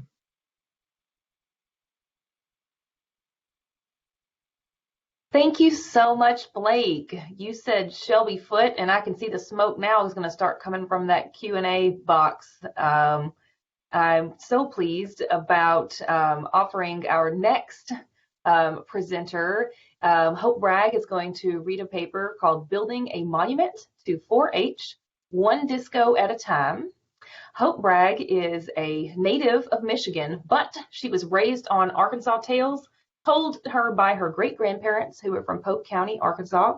She's an instructor of 4-H youth development at the University of Arkansas's Division of Agriculture Cooperative Extension.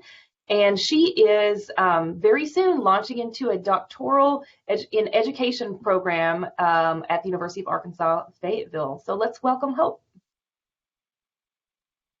Thank you so much for your introduction. And let me just kick it over one slide over here. I sure hope my slides are going to advance. Awesome. I'm having a little few glitches at my end. So yes, as was mentioned, I'm Hope Bragg. I'm from Michigan, but been down here now for a little over 20 years. And I'm just going to share with you a little bit about 4-H to get you an acquaintance with 4-H. If we were in a crowd right now, I'd be asking a show of hands how many of you have been in 4-H, and I hope my chat just lights up that you all have a robust experience with and happy memories of being with 4-H.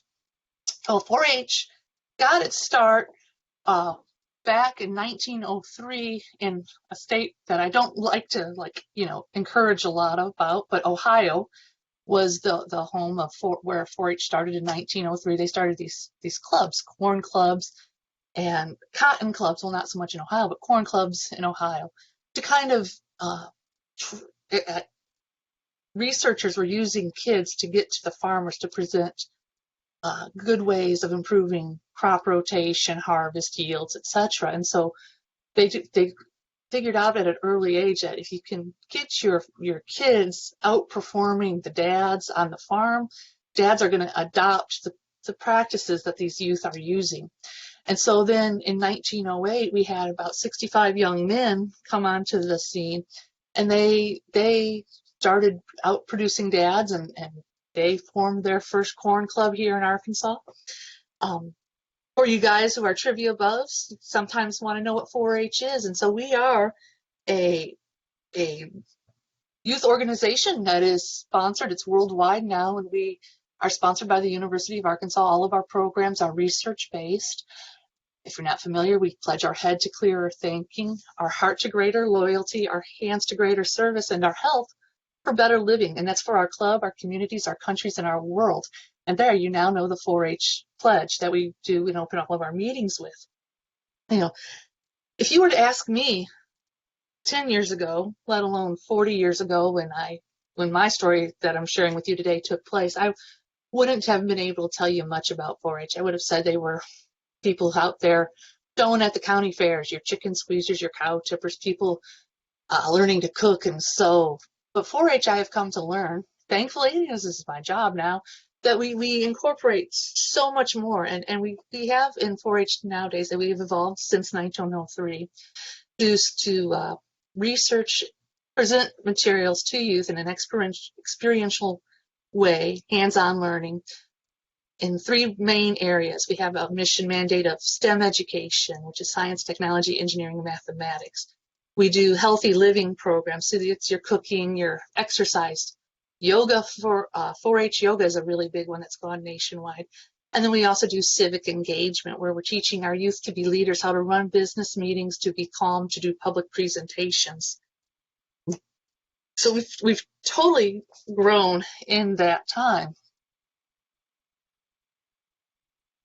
And so here is, just for you to see, this is from a publication back. There's our White County boys learning how to harrow and prepare a seed bed back in early 1900s. I think this was 1914 or so.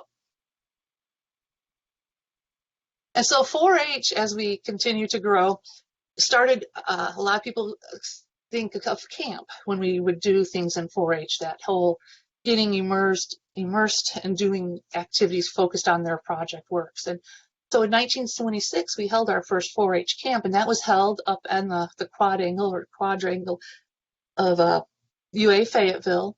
And we had over 787 boys and girls attend. They would attend also to national 4-H camps, where we would send youth off to the Department of Agriculture grounds at the Washington, D.C. and really, I guess that may be on the mall there in front, because there's really not a lot of open space now that we could potentially do that thing.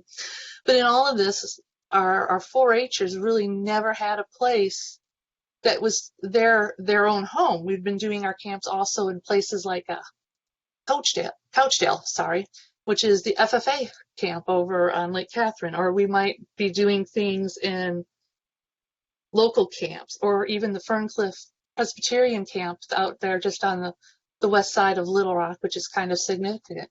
But our 4-Hers were still kind of looking for a place that would be their place, a place that they could identify with, be proud of, and have a consistent, for lack of a better word, home to go to.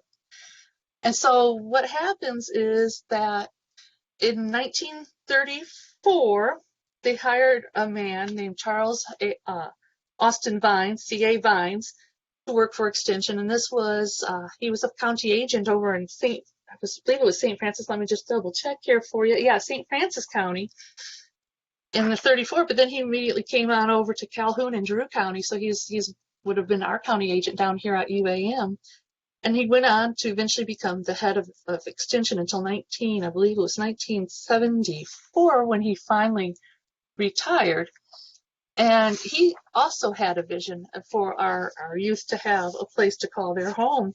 And that vision was really, truly set into motion when he procured an agreement with the Ferncliff that we mentioned earlier, where we were doing some of our 4-H events, to acquire this 228 acres that was immediately next door to the Ferncliff facility. In fact, if you drive out, you weave through the roads and you're passing this beautiful church camp facility, and then you hit an equally impressive 4-H facility. And this was basically a bare field. There was an open little valley. There was a small creek running through it, and the vision was that we could really, really grow our 4-H program here.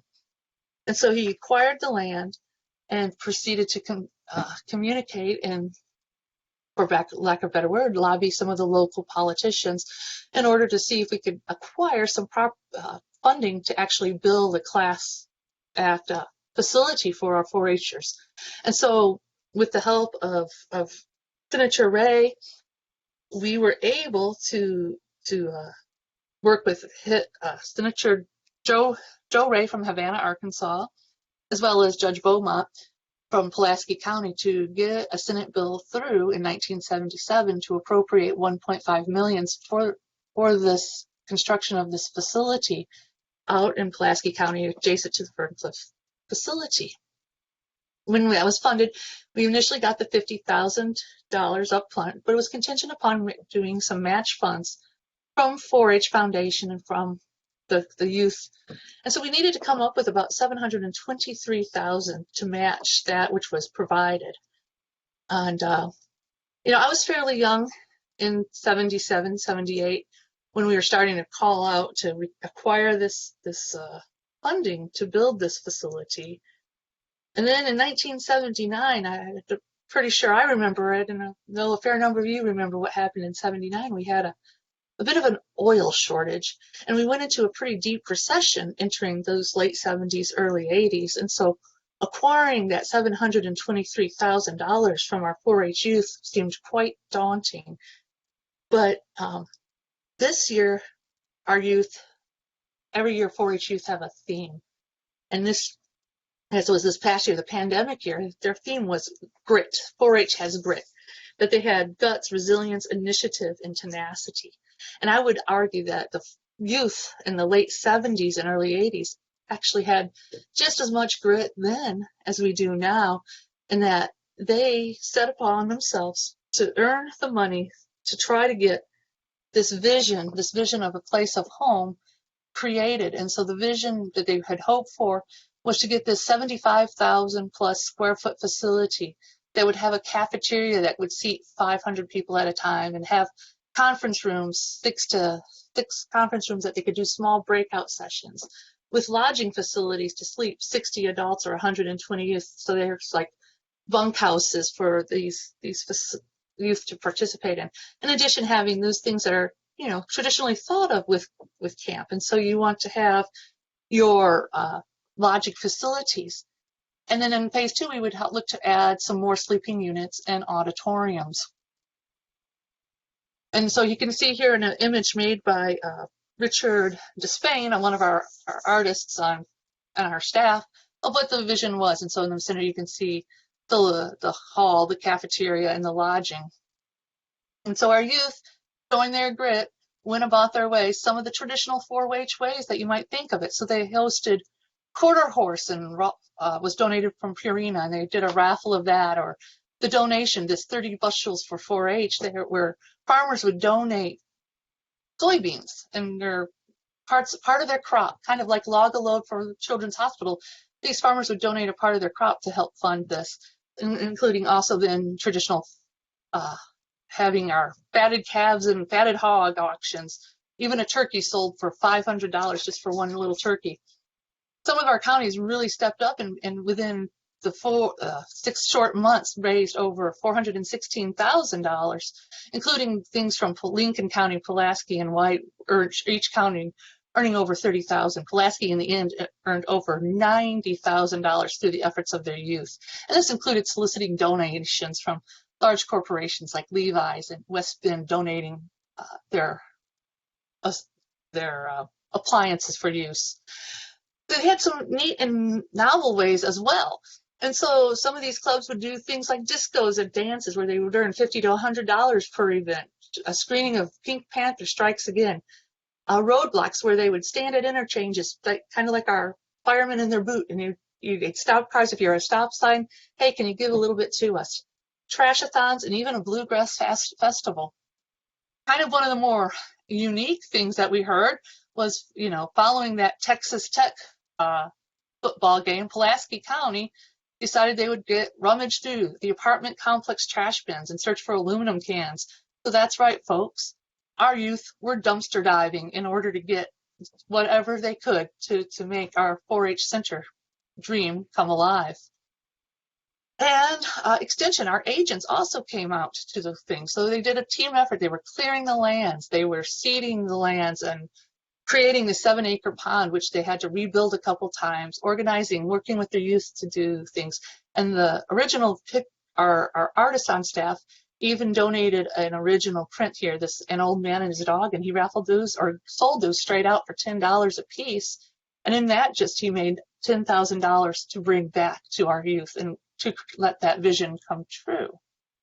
And so today you can see our vision has come true. We're celebrating our 40th anniversary out there. We have 94 lodging rooms. We can accommodate 500 people. We have amphitheaters. We have cabins now to teach nature, a state-of-the-art Excel course, high ropes courses, leadership training, and so much more. And we continue to expand our 4-H center, as you can see here in this lovely image with our pond. And through donations from Farm Bureau, we're looking to expand even further into a larger pavilion overlooking the lake. That it's a place our 4-H youth can be proud to come home to. I know that when I go to national meetings, it's phenomenal to hear people say, "Oh, we love your 4-H center." It is something to be very proud of in the state of Arkansas that we have such a phenomenal facility, and that, you know, the way it works is as private organizations utilize it, the part of that cost that they are spending goes back to our 4-H youth to sponsor further camps for our teens and adolescents ages 5 to 19. We serve them all. And so the bulk of this information came from a pile of mimeograph newsletters that were sent out as during the construction of this facility, centrograms. And so we found J.J. Pittman and Tony Baker found this pile of mimeograph newsletters and handed them off to me to play around with. And Ashley Dingman helped accrue a number of these photos and conglomerate them for me. And above all, thanks to the youth of Arkansas for making their dream come alive and providing such a phenomenal facility for the youth to utilize throughout the state. So with that, I will end a little on the early side and let you go on. Thanks so much for that, Hope. Doing God's work in South Arkansas. Last but not least on this panel is Katie Powell's presentation called Place in Memory, a critical exploration of listening to place in community to understand our present. Katie Powell right now serves as the Associate Director of Student Success at the University of Arkansas Fayetteville's Honors College. She holds a PhD in English from University of Arkansas Fayetteville with an emphasis in rhetoric and composition. She's very interested in the ways in which communities remember, especially how communities reckon with fraught remnants of their history like Confederate monuments and memorials. Let's welcome Katie.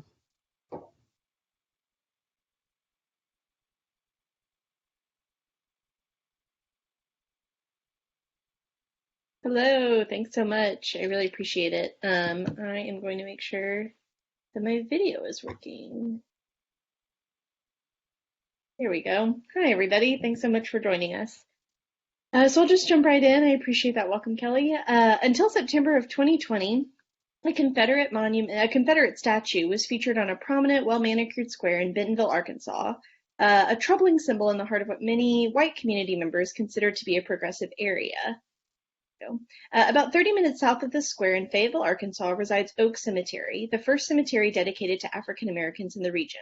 In an effort to reassert a critical community story of the lynching and racial terror that has long been not necessarily fully addressed in our area, a group known as the Washington County Community Remembrance Project has been working to erect a marker venerating 2 enslaved men, Anthony and Randall, and a teenager, Aaron, that were lynched in our area in 1856. As an active participant in this group and in the community, I've had the distinct honor of listening to the reinvention of these community spaces during what I consider to be an awakening of sorts in our area. Community protests, forums, and discussions led to the city-sponsored removal of the Confederate statue to a private park, I believe, actually, in Bentonville. The Community Remembrance Project, on the other hand, ultimately chose Oak Cemetery for our marker to venerate Aaron, Anthony, and Randall in place of educating primarily white people. Through a storied approach to listening to these places, I hope to identify their credibility both in our community's history and in the cultivation of a Black sense of place. So Oak Cemetery is to many considered a forgotten place. Many might wonder at our decision to place a historical marker there. The place that might be considered neglected by our dominant narrative, however, is suddenly transformed as a space of veneration and sacrality, marking it as holding a Black sense of place. By allowing others into that place, do we shift the character of it? The Bentonville Square, on the other hand, is now void of a racist Confederate statue and is touted as welcoming to all. The absence of a block of granite on the square doesn't negate the exclusion and isolation that contribute to community inequities we witness in our spaces every day. So how do we listen to these white spaces like the Bentonville Square and assert or renegotiate a Black sense of place? So I wanted to also just share, there it goes, my positionality in this work too. So as one of the youngest members of the Community Remembrance Project, and as someone who's white, not from Fayetteville, and intentionally, quote, studying this group in our journey while being a very active member within it, I've struggled with my place and purpose in the group and in this work. And beginning to understand as a white woman scholar, I must cautiously address the inherent biases, underlying harm, and potentially damaging rhetoric that I could bring to this conversation. However, I do believe that it's up to the dominant culture, which would be the white community in our region, to make space for these places to be mobilized as agents. In order to cultivate that kind of practice, I want to acknowledge that I actively try to work to dismantle and acknowledge my own privileges and stories to amplify the communities whose story I'm telling. So I hope to do that. I also just wanted to give a quick kind of overview of what I'm talking about when I refer to a Black sense of place here, based on some scholars that I carefully study. So a Black sense of place takes into consideration both the historical and the contemporary struggles against dominant culture and or the overwhelming white majority. Oppressed people engage, and this is very important, engage in placemaking through their own efforts, and a sense of space grows from these efforts and is not contingent on the dominant culture's actions or narratives, even if some of those spaces have been designated originally by those cultures. A Black sense of place is not consistent, but is instead a series of changing perspectives that attest to a history of racialized violence in a place, and that's from Catherine McKittrick, if anybody is interested. By asserting an existing and critical identity onto these spaces, communities are therefore resisting the typically white memory that has been established here, but agency is really critical to that as well.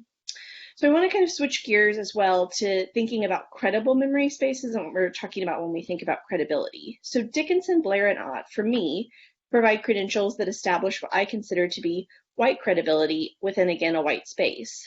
So like other white scholars, they define place through its memory situatedness, arguing that place and memory assume an identity precisely in being recognizable. They then term memory places as places that are more closely affiliated with public memory than others. After finding, that these memory places have increased credibility in the eyes of the public, the authors establish a series of characteristics that might explain their credibility. So I'm kind of wondering if we can look at these two community spaces, so the Bentonville Confederate Monument as well as the Oaks Cemetery, with those characteristics in mind in order to kind of rethink the type of credibility that we're establishing, as well as reasserting the Black sense of place that I was sort of just reviewing. So in order to start doing that, I wanted to first share a little bit of the history of these spaces. So my two places, of course, are the Bentonville Confederate Monument and the Oaks Cemetery. The Bentonville Confederate statue was erected in August 1908 by the James H. Berry United Daughters of the Confederacy. Though we don't have a lot of records that document the decision to place the statue there, we can kind of assume, based on the centrality of the square, that one of the main goals was traffic, so really making sure that a lot of people could see it. It's clear that the chapter that put the statue up wanted anyone and everyone to see the statue, and it remained there until September of 2020, in light of statue sit-ins, letters to the editor, and of course protests that took place around the statue. The United Daughters of the Confederacy issued a press release on June 1st that addressed the movement of the statue to a private park adjacent to the Bentonville Cemetery that will be named the James H. Berry Park. The statue was then quietly removed from the square in September of 2020. So I also wanted to share a little bit about our selection of Oaks Cemetery as well. We, as a group in the Washington County Community Remembrance Project, received approval to continue our project in August, and then in a meeting in October, we began to earnestly discuss and vote on the final location of the marker. After much discussion, our committee ultimately decided that by choosing Oaks Cemetery, which is photographed here, we're essentially choosing veneration over education, wanting to really make sure that we venerate these three individuals. So Oaks Cemetery was established to provide a final resting place for freed individuals after the Civil War. But before the Civil War, it's likely that African Americans were buried here largely unmarked. And this is according to the Arkansas Register of Historic Places, but it was the plot of land that still houses the cemetery was likely the first plot of land dedicated to Black Fayetteville citizens. There's also been a documentary and a couple of other important sources that go into this, and so I think that placing the marker here for us was all about venerating Aaron, Anthony, and Randall. So ultimately, I'm curious if we can reinvent Oak Cemetery and the Bentonville Square as the memory places that are considered more trustworthy and legitimate in the eyes of the public. And if we can do that, can we establish greater credibility for those that visit them? But I do think we need to be responsible with such credibility. In the case of memory places, the credibility that is established might be white credibility. So the affect of the spaces on the Black community could continue to exclude African American history. So I think what I'm hoping to kind of do by exploring the characteristics of Blair, Dickinson, and Ott's memory places is try to assert these common places as credible and trustworthy, while also taking into account, of course, these various perspectives. So one of the first characteristics that Blair, Dickinson, and Ott cover is the historical credibility of the spaces.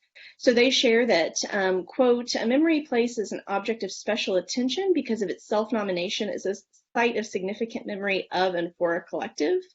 So I do want to share that both the Bentonville Confederate statue and the Oak Cemetery featured here are listed on various types of registries, establishing their mainstream credibility as memory places, The Bentonville Confederate statue was added to the National Register of Historic Places in 1996 and was dedicated with a ceremony that was planned in conjunction with a downtown planning workshop in order to revitalize Bentonville.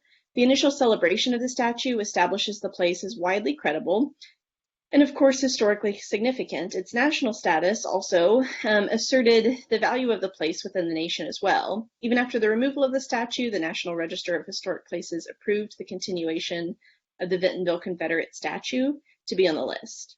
On a more local level, the Oak Cemetery was nominated to the Arkansas Register of Historic Places in 2014. The group got accepted in March of 2014 and had a small ceremony in which they received a framed certificate, and there's also a plaque that is honoring that state credibility as well. So it's clear and not surprising that there's kind of two varying levels of credibility here, and I know that there's a lot of other factors that go into the decisions of those, but a state versus kind of a national registry. So the national significance in the early nomination marked the Bentonville Confederate statue as one of unquestionable significance. Though most who visit the Confederate statue are likely not intentionally traveling to that place, its continued nomination on the registry establishes it as, what we would consider a centralized memory place, whereas Oak Cemetery, of course, was established later. And could be considered, and this is something that I've kind of wrestled with Catherine McKittrick again, its official and unofficial placement places it potentially on the margins of our region's history. So McKittrick focuses on those places, and her question as well as mine is, what do we learn if we put metaphorical margins into conversation with the poetic and experiential ways of being Black that we're interested in exploring? Another characteristic, so that's just kind of a note, that I wanted to share is the identities that these places establish. And so the second characteristic that's of Blair, Dickinson, and Ott is that these places of public memory offer visitors a past that connects with the present, providing a sustained communal identification. So the seeming permanence of the place adds to this continuity, establishing a rhetoric of stable and community tradition. So both locations do, of course, suggest a permanence and a continuation that I believe serves them and their visitors as memory places. The original location of the Bentonville Confederate statue is featured prominently on the square, and having that kind of manicured square in the heart of the city reasserts local power and presence for citizens, whereas Oak Cemetery, on the other hand, might be renegotiated as a memory present even when it goes unrecognized. So there's a documentary that I mentioned for Oak Cemetery that was created by students. Enslaved people in Fayetteville were traditionally buried with their enslavers on the enslaver's family land or in unmarked graves. And so kind of by virtue of being unwanted burial grounds, graveyards for enslaved people became these Black spaces. And this is actually a book. I wasn't sure what photos to use, so I used this source.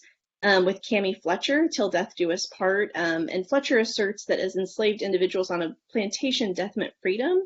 So though this certainly became a memory place for enslaved people throughout the country, most of these places have been lost through time. And so Oak Cemetery is kind of this sacred space that has been honored and there. So I think that knowing this plot of land once was here, we can, and knowing that it's still an active cemetery, we can still establish it as this place of permanence, as this place of sacrality, and really renegotiating it as a Black sense of place. So the last characteristic that I want to cover, there's several others, but I wanted to cover the materiality of these spaces, which is that these places of memory almost always incorporate the products of various memory techniques. So the authors assert that these material elements suggest the work of memory in these places. So neither of the places that I'm covering, the Bentonville Confederate statue or the Oak Cemetery, have a lot of lengthy or intentional exhibits, but they very much hold material elements that serve as part of their memory technique. So the photo that's featured here is actually an unmarked grave, so that's very a materiality, you know, this rock that features an entire life kind of held up there.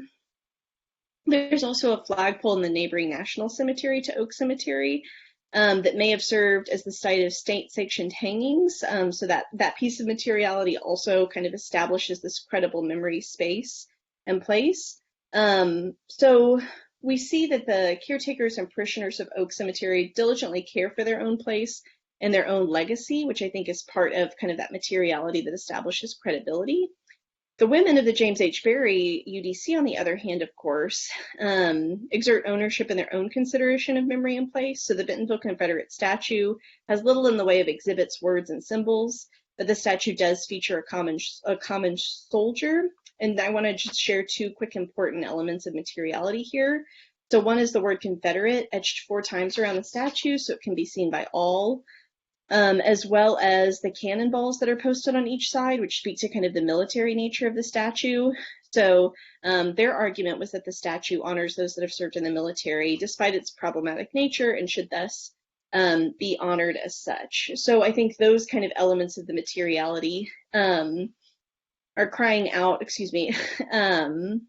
are sort of establishing this need for a sense of ownership. So one group, the UDC, very clearly has greater power and means of appeasement than the other in terms of where these places are located. So I think that's where looking at the materiality of the spaces, the location of the spaces, and then, of course, just the various elements that contribute to our public memory are so vital here. So kind of in closing, I just wanted to share, and I believe I have one more slide for us. Yes, a quote from Blair Dickinson and Alt, in saying and it's listed here, that the production of memory places is ongoing. Their rhetorical invention is not limited to simply their initial construction. We must attend as well to the intervening uses, deployments, circulations, and rearticulations in the time between the establishment of a place and our current practices of the place. So these memory places, as we have been able to assert them, these memory places are nothing without the people and the words behind and before them, cultivating the sense of memory in this space. I, as a visitor, feel nothing in these spaces without the people and the publics whose spirit continues to shape our present actions. So it's therefore the responsibility of the community of scholars and community members as myself to listen and assert a more active and inclusive story of these places in our community processing. And I think that's what I've got. Thank you so much for that, Katie. That's so timely. Let me just remind everybody that if you would like the presenters to answer your questions, then you've got to put them in that Q&A box. The regular event chat, I'm not going to see it if you put it there. So slap it in that Q&A box, and then let's just get going. Let's see what we've got here.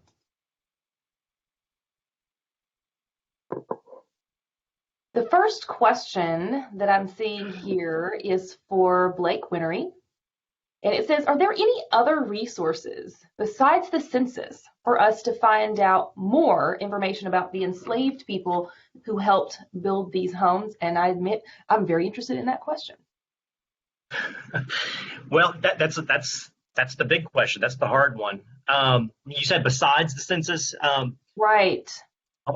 Maybe I should start with the census. You can look at the 1870 census and comb and look for Black individuals who were blacksmiths or carpenters or some sort of craftsman, and look where they were born. If they're born in Arkansas, they were probably enslaved nearby. But then again, it's hard to figure out exactly who they were. It's hard. Besides the census, I guess part of I ended with William Ellie. And I was doing research in Black soldiers, U.S. colored troops who came from Chico County and Washington County, Mississippi. And he's one of the men I looked at because he had a similar name to Johnson family last name. And I was hoping that his pension file would tell me more about that. It was a pretty thin pension file. But that's another place you can look at, is just try to find these U.S. colored troops who from your area who got a pension, and then maybe in that pension file you can find some sort of detail about the kind of work they did. I just happened to figure out that he was a plasterer in Missouri. But right. You know what? That's always my answer to that question too, is that it's hard. It's hard to find that stuff out, but it's fun to dig. I've got another question here for you also, Blake, from Malin Rice. Hi, Malin. He says, thanks for showing all the similarities in these Delta homes and their construction. The craftsmanship was truly remarkable from some of the same people and their employees, often enslaved people. And so I want to sort of piggyback off of what Malin said here. And I'm wondering if, do you think that, is there any sort of like cachet that comes with having an outside architect come in, or is it just that there's not a lot of architects, around? Yeah. Well, yeah, so we're talking about the middle of the 19th century. I mean, there are architects in the mid 19th century, but there's really not very many of them. So I think that the challenge today when you're interpreting like big plantation houses, the public wants to know what architect built it. And really back then, most structures weren't built with the famous architect. And I think at least with the Johnsons and the Worthingtons, it looks like they were probably looking at popular magazines or popular architecture books and then, saying, I want this house. And then they go find a builder to execute that for them. And that's kind of the challenge, communicating that to today's audience is that, there are architects everywhere, but they weren't everywhere in the middle of the 19th century. Right. Well, I've got another one from Malin here, and this is for you, Hope. He's making a connection. He knows you've got a future talk coming up about C.A. Vines.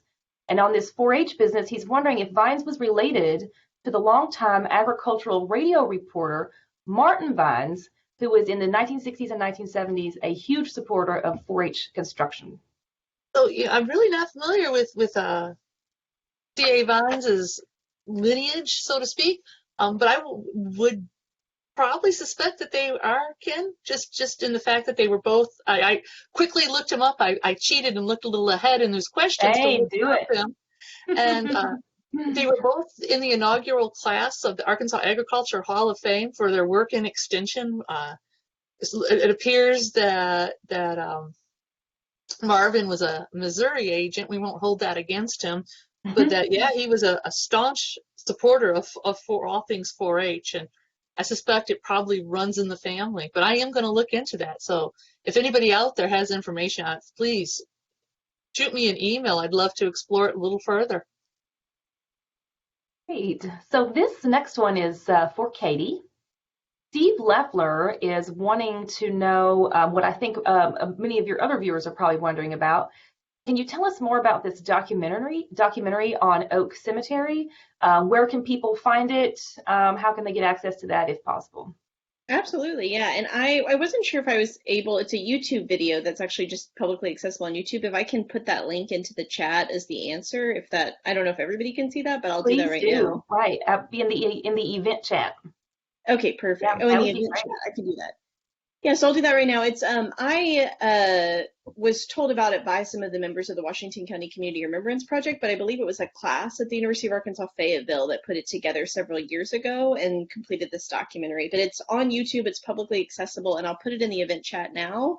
You can also just search Oaks Cemetery, A Forgotten Place on YouTube, and it's one of the first to pop up. It's a really great documentary. That I do believe, I hope I'm correct in saying this, was created by students, which I think is also really exciting. Yeah, that is exciting, and actually leads me to one of the things that I was wanting to hear you talk a little bit more about. Can you give us a little bit of insight into the rewards and challenges of the kind of community collaboration that you have been working on with folks in Northwest Arkansas to really sort of look at these spaces, try to understand them, and try to kind of sort of straddle that academic and public, world. I'm sure it's more rewarding than challenging, but I'd like to hear more about that. Oh, sure. Yeah. I mean, I think definitely more rewarding than challenging is right. For me, as somebody who's not from Fayetteville, I think it's really helped me to feel a sense of place and community in this space. So of course, the rewards are just better understanding this place, as I believe everybody's story wants to be told and not just kind of the stories that we hear about. For me, Northwest Arkansas are the stories that we craft. I think the challenging part that I also have continuously questioned for myself is my positionality in the work. As I mentioned, as somebody who's white, who's not from Fayetteville, but the stories that I'm kind of told, or the way that I think my body presents itself in the space, of course, has allowed, my focus in Bentonville has been on the white women of the United Daughters of the Confederacy. And so my ability to kind of connect with them in some ways as what I'm sort of calling my community ancestors is really challenging, because that is my positionality. And so recognizing that and trying to confront that in all of our decisions that are centered around Oak Cemetery and working with an interracial community group, making sure that I'm constantly challenging where my white privileges and positionalities are kind of coming out. So yeah, I think that's the challenge, but it's a really rewarding challenge, and that I do feel like it's given me a better sense of place and definitely community, just in our work together. Right. I really hear that, because with this Juneteenth business in Russellville right now, as you guys can tell, I'm an enthusiastic person, but I'm really excited about this Emancipation Celebration research. And I would never have gotten into it unless a young Black man in my community hadn't started, trying to get this, committee together. And so there is that. We always have to kind of like remember, that it's kind of like not about us, right? Thank you so much for commenting on that. Sure. I've got another question for you, Katie. This is from Chris Huggard, and on this topic of sort of lost cause narrative. He's wondering if you have learned anything about the Negro, quote, Negro school founded in Bentonville in 1909, where Van Winkle, Gilbert, and Dickerson and other children attended, and if sort of that fits into this lost cause narrative. No, I'm going to actually copy and paste that question to look at for future iterations. I'm not as familiar. I mentioned that for the project that this presentation was around, I was focusing mostly on the white community in Bentonville, and so the next iteration, of course, is to focus more on the kind of uncovered Black histories in that space. I've definitely explored some of that in the Fayetteville region, but not up in Bentonville. So I really appreciate that lead, and certainly would love to learn more about that, what sounds like very fascinating piece of Bentonville history. Right. I've got a question here from Michael Dugan for you, Blake, and he's just wondering, by chance, is there anything that you've been able to dig up that might in any way apply to the Pike Fletcher Terry house, Albert Pike's home, that is now, of course, in a pretty dire straits? We're talking about the Fletcher house in downtown Little Rock. I guess I've been in there. I'm not really familiar with it, but so much of this research was not in Arkansas. It was Chico County's barely in Arkansas. It's very close to Louisiana. And, gosh, that's the most controversial thing anybody said today. And I was surprised to learn that there's a Washington County in Arkansas. I just did not realize that. Right. Well, so it's just, I think that project just needs a lot of money and resources put behind it. I'm not really familiar how old it is, or I've never tried to dig into its construction or anything. But just doing deep historical research to find out more about the craftsmen. What's kind of surprising about Lakeport, I didn't do this work, but Ronnie Walker and other people, when they were doing restoration, they took the mantles off the walls, took the doors off the hinges, and they looked on the edges, looked behind the mantles, and found these inscriptions from the carpenters. Without Ronnie doing that work and documenting it, I wouldn't have an answer to Charles Witzel's question. Right. Well, thank you.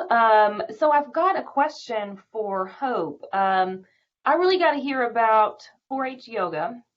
And I really do mean this, is there a longer history of that kind of almost like physical education or that kind of thing connected to 4-H history? Since its inception, yeah. Okay. We've always had a healthy living component. Everything is absolutely research based in what we do. And 4-H yoga is kind of one that was developed here in Arkansas that went nationwide, and hopefully we have a few other projects in the work that'll go nationwide, more focused on history and more importantly archaeology that are coming up that we now are developing. So good things are coming as long as it's research based and credible work. We do it with our youth. Right. Hey, I've got a little bit of time left, so I'm going to selfishly squeeze in another question that I'd really like to know the answer to. And that is, have you found any evidence, Blake, of Irish labor being brought in to work on any of this construction? And I ask because in the Ballard papers, the Rice Ballard papers, there's an instance where they're sort of sending letters back and forth, and there's some folks coming in to do some drainage, and the decision is made to use Irish labor for that physical really construction labor rather than enslaved people because of the sort of danger that it could have posed. Yeah, I think I've seen Irish labor brought in to work on the levees, which sounds like drainage adjacent. And I can't remember if those articles are antebellum or postbellum for Chico County, but I know I've seen Irish workers, in the county. But I can't remember. Not a huge pool of Irish folks down in Southeast Arkansas, I guess. No. Hey, well, thanks, you guys. This was such a great panel on thinking about place and community. And so we're going to go to a little commercial break.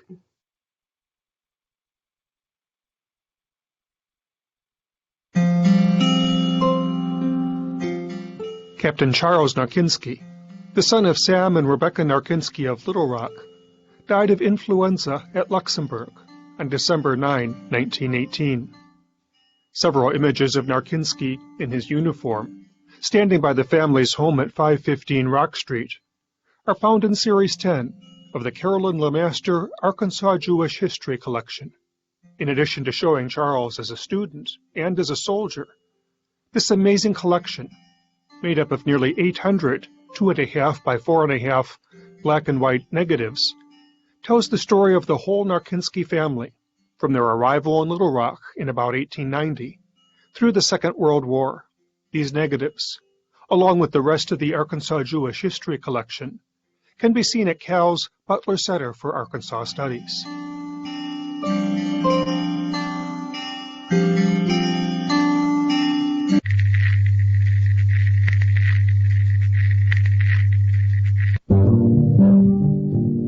Dr. Fred T. Jones Sr., a graduate of Meharry Medical College, dedicated his life to providing insurance and medical care to African Americans in Arkansas and Louisiana through a combination of physical hospitals and fraternal organizations.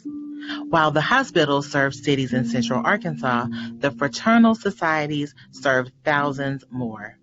Much of the Dr. Fred T. Jones collection, donated to the Cal's Butler Center for Arkansas Studies by his daughter Myrtle, has been digitized and is available online.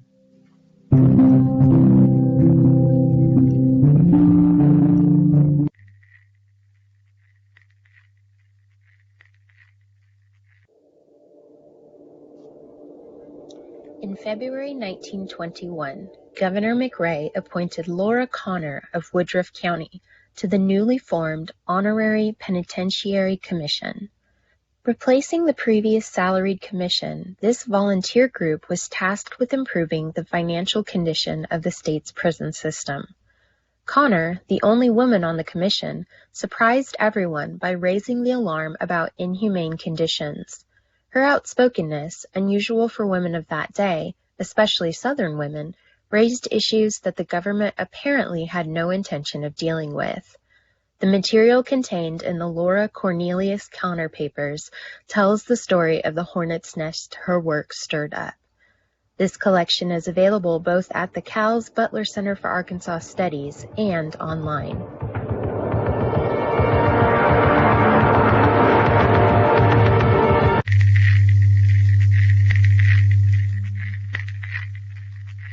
Hi, everyone. My name is Devin Sorrows, and I'm speaking to you as the Vice President and Ambassador of the Central Arkansas chapter of the Arkansas Archaeological Society. I'd like to let everyone know that as we continue to inch back into normal life, that our chapter will start to host a few more physically distanced events in the near future. To find out more about these events, be sure to check us out on Facebook. Of course, everything we plan will be completely in line with the recommendations of the CDC. I hope to see you all soon in person, and enjoy the rest of the conference. Thanks. I'm the curator, Drew Ulrich, and today I'd like to present our new traveling exhibition from the Smithsonian, Patios, Pools, and the Invention of the American Backyard. The panels we have chronicle the evolution of backyards within our nation from the end of World War II to essentially the present. We also have within it several artifacts pertaining to the enjoyment of backyards, and a wonderful audiovisual presentation presenting different backyards found throughout the Delta region. We hope you will come and see it. It will run until October 2nd. Hi, my name is Danielle Hausnick. I'm the Executive Director of Main Street Russellville. We are a downtown revitalization nonprofit organization, and we are located in the historic Russellville Train Depot, which is over 100 years old. Preserving downtown is very important to us, and we're so thankful for the organizations that make it possible. We hope to host Arkansas History Association down here in our historic downtown Russellville someday in the near future. Thanks!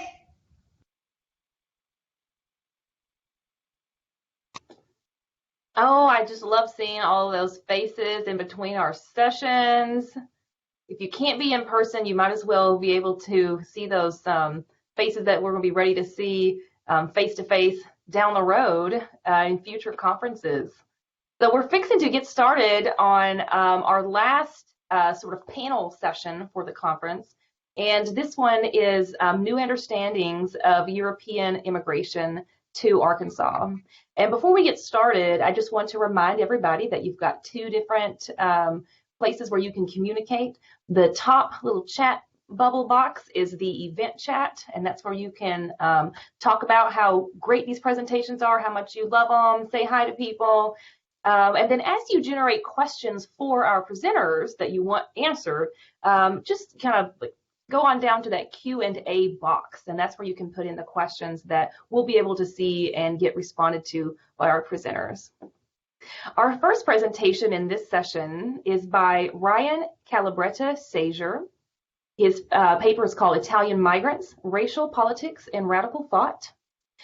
Ryan is assistant professor and section head of Italian at the University of Arkansas, Fayetteville, where he teaches courses in Italian, film, and gender studies.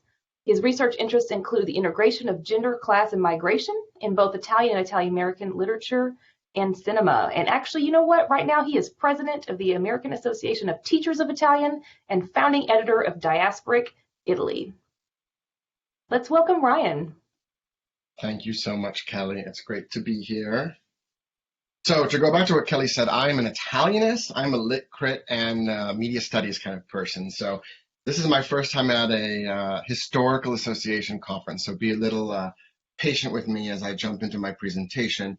I'm very happy to be here, and I'm very happy that my colleagues Linda Jones and Kathleen Condre invited me not only to work on a project together, which is kind of where this whole presentation is coming out of. We're working on some digital humanities kind of fun things that hopefully will be coming up shortly. We started this project collectively in February pre-COVID, and COVID happened and we kind of had the brakes put on us a bit. So, but I will be focusing more on, I'll give an overview of a bit of the history and then move into a little bit of the racial politics and play with this concept of what is radical thought with Italian migration to the state of Arkansas.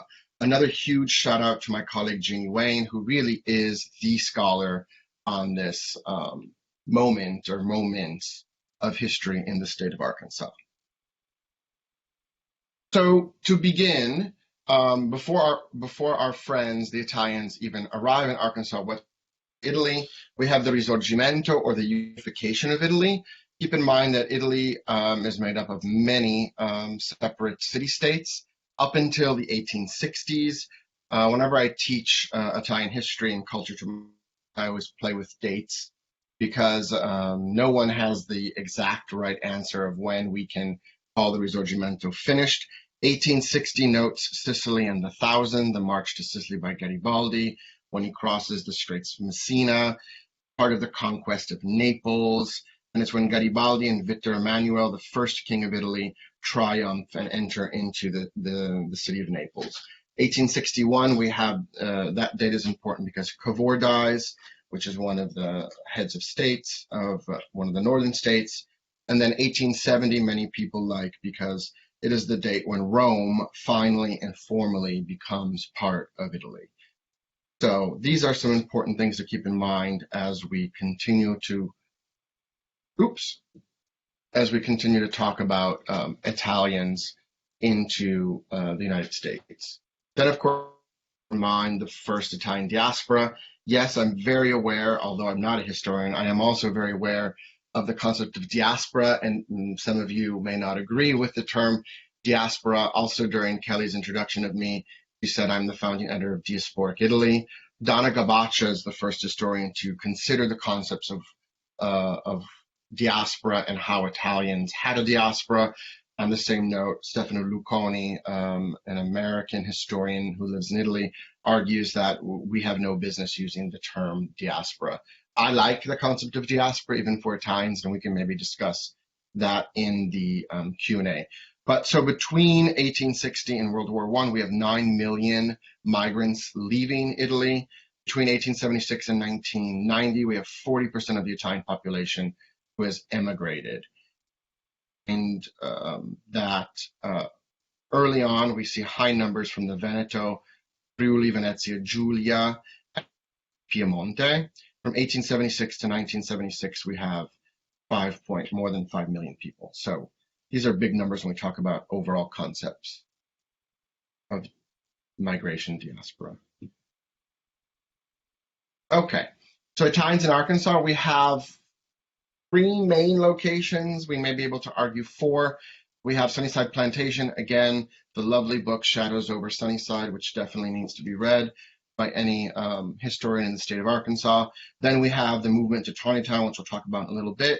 We have Little Italy, which comes about 15 to 20 years later. That's a migration from Chicago to the south. And then we have a small population in Monticello, which is Drew County.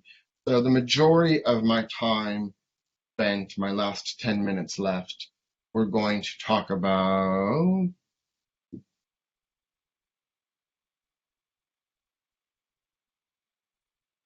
okay, here we go. A brief overview of Sunnyside Plantation. So the idea was created in 1894, by Austin Corbin. He purchased 3,125 acres, and he divides this into 250 12.5-acre plots with houses.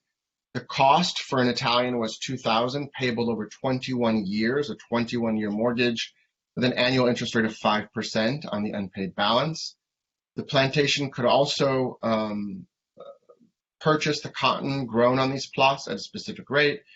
And what was happening at this moment in the South is we have the growing railroad expansion, and the Chamber of Commerce in Arkansas is trying to attract immigrants to come south.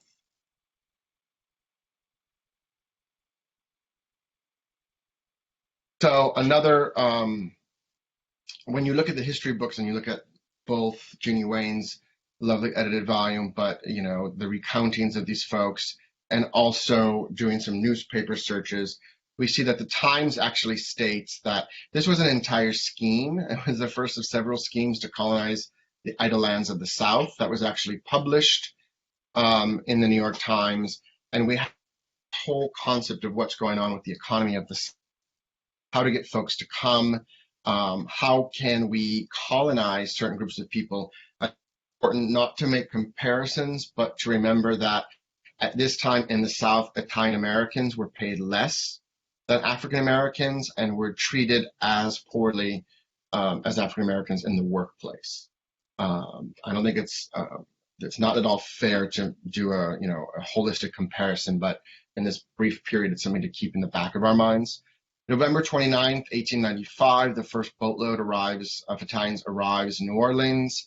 It is important to note that Corbin and the plantation actually enter into a contract with the Italian government, even though it's not a direct contract. All of the important people who are involved are doing these types of things. And there's a national push, especially in the North, to get these migrants to come. January 9th, 1897, a second group arrives. Even though the first group was unhappy, there was this kind of hiding of the real situation, even though some of the officials from the embassy and the consulate had the plantation, they visited in certain seasons and different things. So we have lots of issues going on. But going to the racial politics, and we'll get into that a little bit more, and also the radical thought. In 1898, the priest who was assigned to this area, he had already been working with elsewhere in the United States. He's sent to the plantation. He basically organizes those who want to leave, and they leave Sunnyside and they go and establish Tawnytown down the block here in the Fayetteville area. This is important to note because, Bandini is not the first clergy member who is sent to work with immigrants who creates this kind of uprising appeal. I went to Demaisi, which is in River Forest, Illinois, and the founder, Samuel Mazzucchelli, another Italian from the north of Italy, organizes a group of women. He organizes migrants to work and how to work properly. And then he also founds an order and tells the nuns to found the only for women. So there's a lot of actually radical thought that's built in only these Catholic orders more than the diocese, but also inherent in Italian thought, if we think about Gramsci, Pasolini to the present.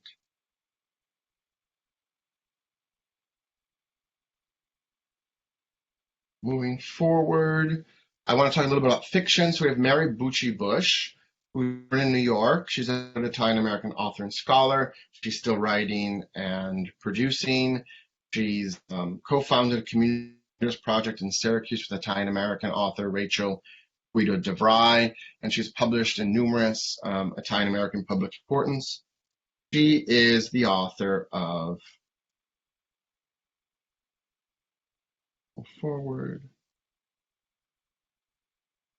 She's the author of Sweet Hope, 2011. It's a quite interesting, well-written historical novel that talks about the story of immigrants living in peonage in the Mississippi Delta cotton plantation in the early 1900s. It is both, beginning before the novel, actually. It's based on the experiences of her grandmother, Rina Frattini Galavotti, who worked on the Sunnyside plantation as a child. She was there until the age of 7. And the story basically focuses on two main families, the Pascales, which is the Italian migrant family, and the Halls, who are the African-American sharecroppers. It pretty much recounts very clearly what the history books have already cited about the experience at Sunnyside Plantation. It focuses on the two families and the two generations, the parents and the children. It shows the difficulty the Italians had and the difficulty that the landowners actually put them in. The first group suffered and many died of malaria because they were put into a certain area of the plantation where malaria was a higher number than others. They were brought there to help build up aspects of the plantation. We also know that the Italians of northern Italy were not used to the marshy lands of the Delta, and they were very much non-helpful in building up the farms. And in fact, when they came here to Tawnytown, they were used to the hill. Their northern Italy is hilly, so they were able to produce their grape crops, as many of us know. So it was a much better fit. The kind of racial politics that happen here, the Italians are having a difficulty understanding the African Americans, even though they don't speak English. It's even a more difficult English that the Black sharecroppers are speaking. There's a lot of nuance on language as a Italian-American novel. We also see the very interesting aspect of Pascal's daughter and the African-American son, the Hall's son, actually start a relationship. The daughter gets pregnant, and although the Italians leave the plantation, the daughter stays with the Halls. We have a lot of racial politicking going on throughout the novel and, of course, at the end. I'm going to move a bit to literary importance. Again, it represents realities, the migrants. We have critical race theory throughout. And again, this is where the radical thought comes in. It evidences Benciveni's thesis, which she writes in Italian Immigrant Radical Culture, the idealism of the sovversivi, in which, and again, it's the same period that we're really talking, 1890, 1940, about the concept of how the Italians are inherently radical. They're inherently focused on the quality of life and how, because of their upbringing, even though they may not be educated, this Gramscian thought is part of their everyday life and their everyday culture. I want to move a bit to Fayetteville before I conclude. So we have Rosa Zagnoni Marinoni, okay? And although she was not part of the typical migration to Arkansas, she did migrate to New York. And as you can see here, she marries Antonio Marinoni and moves to Fayetteville. She initiates a family with him. But that's not important or interesting. Or maybe it's for some, but.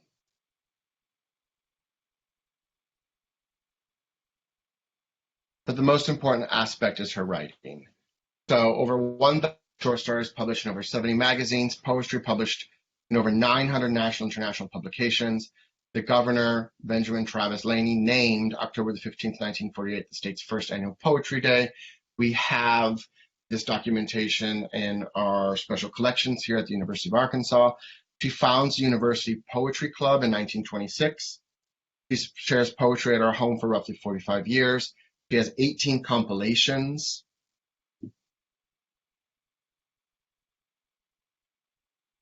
Attributed to Italian authors and their contribution to American literature. This was first published in 1949. It's the first evidence of any kind of publication focused on Italian American writing. The fact that an Arkansan had done so, she was also named Poet Laureate of the state, but the fact that an Arkansan who is Italian has risen to the importance of being put into not only the 1949 kind of encyclopedia of Italian American writing, but later she's anthologized in the Italian and Ito-American poetry of 1955. Is a huge, it's a huge importance for the state, for the university, for the state of Italian American studies, and for the relationship of Italian migration with migration as a whole. I have 13 seconds left to conclude with the concept of what is radical, right? It's radical that a woman had risen to this level of importance in the literary world, in a literary world that's based in Italy, that's based in Dante, where even today women have very little voice.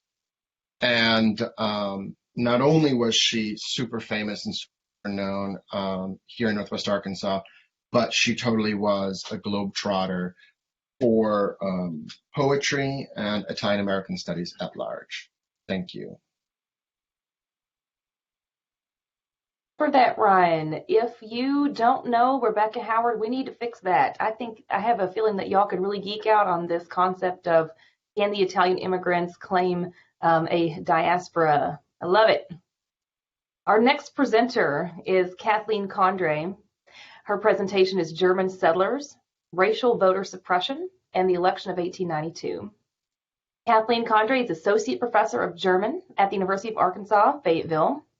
He's got a recently published book, Das Arkansas Echo, A Year in the Life of Germans in the 19th Century South, with the University of Arkansas Press.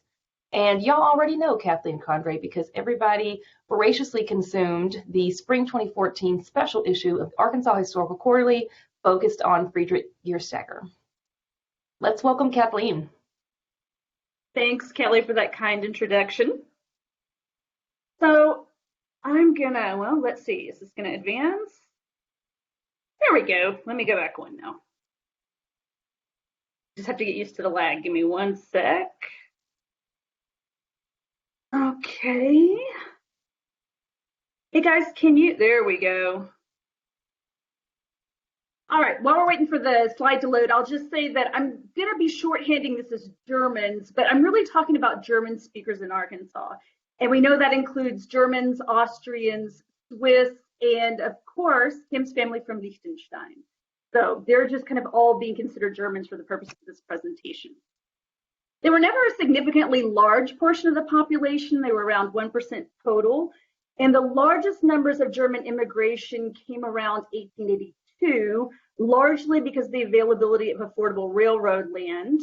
And I'm presenting here today about the attitudes expressed in the German weekly newspaper, Das Arkansas Echo, and that was during its inaugural year of 1892, so roughly a decade after the main wave of immigration.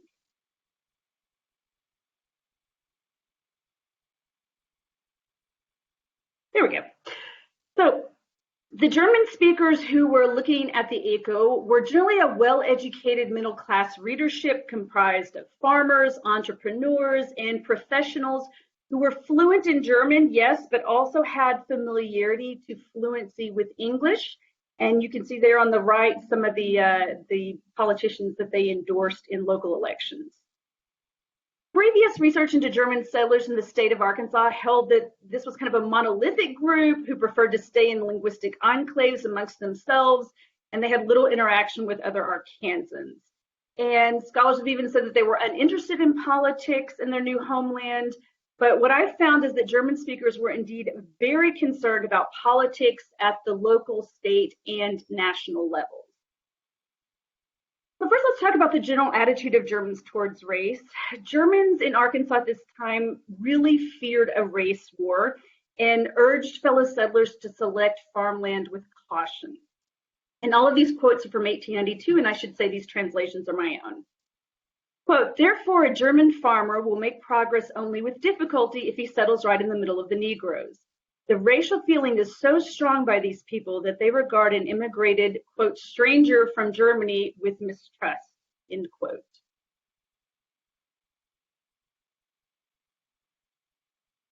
In his research on the Back to Africa movement in the state, Kenneth Barnes quotes from the Liberia Exodus, Arkansas Colony Delegate Statement, quote, strangers from all lands of a color different from ours are preferred before us, end quote. This was not just the perception of Black Arkansans. In the aftermath of the Civil War's upheaval, it was an openly discussed strategy to enlist immigrants from Europe to build up a white workforce and, quote, maintain a Caucasian majority, end quote, as an 1867 Arkansas Gazette article summarized the approach. So the general attitude of Germans towards race is also that they were opposed to lynching because it was both not American, it did not conform to the idealized democratic republic with a strong judiciary that they'd been promised when they came, and it was too American because of the indescribable barbarism involved. And there were a lot of lynchings in the state in 1890.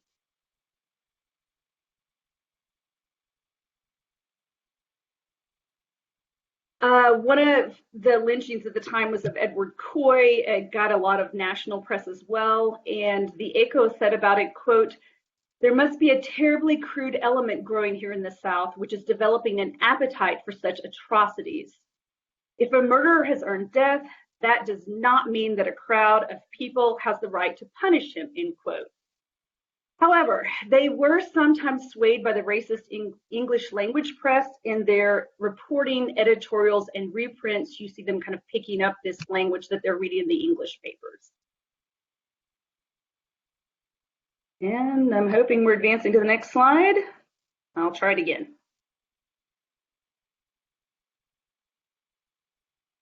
So something else from around this time is the Lodge Bill, or as the Germans referred to it, Force Bill. And this is from 1890. It was designed to give the federal government the power to ensure that elections held at the state level were fair and free, as we are again discussing voting rights in our country. And nationally, Germans were generally concerned that nativist elements in the Republican Party would use this as an excuse to limit the voting rights of immigrants. The Echo said, quote, if the People's Party, goes with the Republicans, then that will soon be the end of it because Arkansas does not want Negro rule and cannot endure it. One should be especially careful in light of the threatening declaration in the Republican platform in Minneapolis, which wants to protect the free vote of the colored in the South, probably with the Force Bill proposed in the last Congress.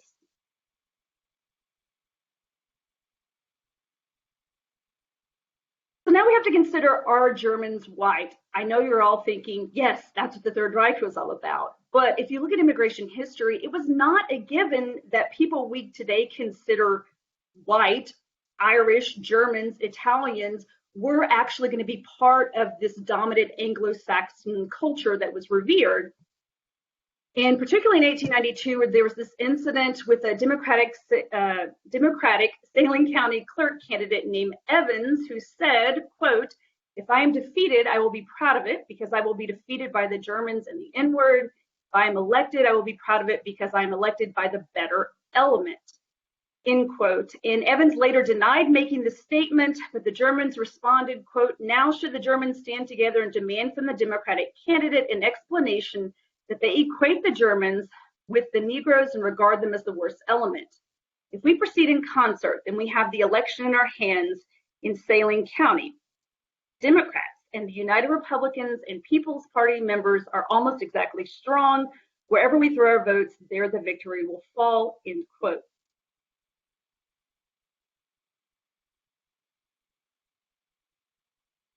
So regarding the election of 1892, I also want to point out that Germans here are living through the beginnings of the Jim Crow laws, such as the separate coach law of 1891. They were definitely taking railroad trips, but there was no comment in the echo of this sudden segregation in the cars or the waiting areas. They informed readers, though, of new voting laws passed in 1891 and 1892, but without acknowledging the implicit aim of disenfranchising Black Arkansans. Indeed, they portrayed them as preventing voter fraud. For example, local Democratic judges assisted illiterate voters who could no longer rely on color-coded ballots produced by the political parties. Let's see. The Echo reported this way, quote, "Every voter receives the ballot at his polling place, Democratic or Republican, whichever he wants. With this, he goes into one of the partitioned areas and looks through it, strikes the names of those not suitable to him, and in their place writes others in the empty space on the ticket. If he cannot do this himself, then one of the election judges will help him. Each man has 5 minutes and no longer," end quote.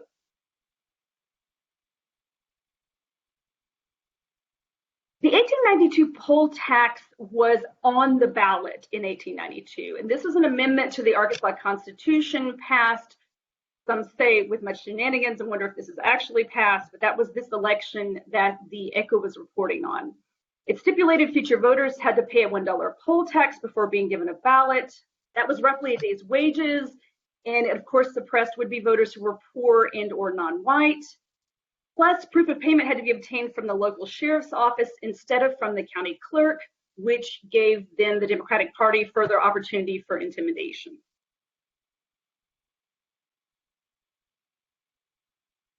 All right, try that again.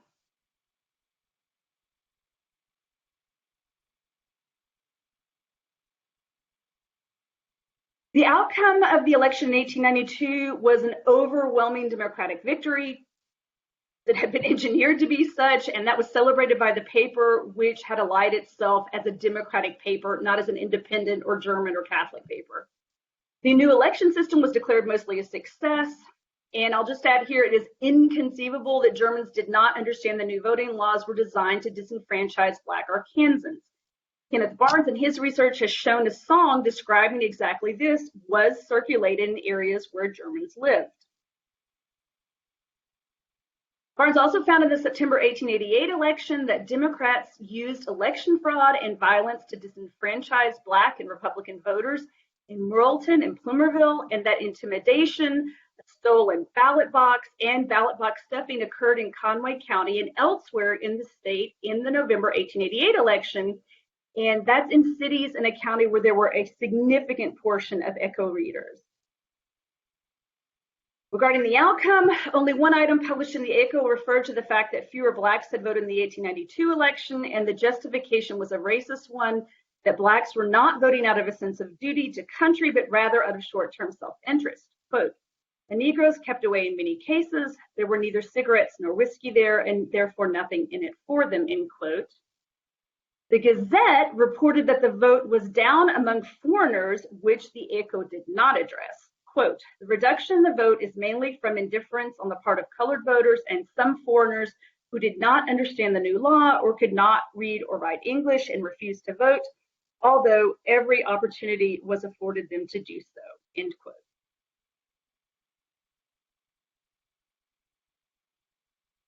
So in conclusion, the Germans were fiercely loyal to the Democratic cause in the 1892 elections, or at least the ones reading this Arkansas Echo, which was a democratically allied paper.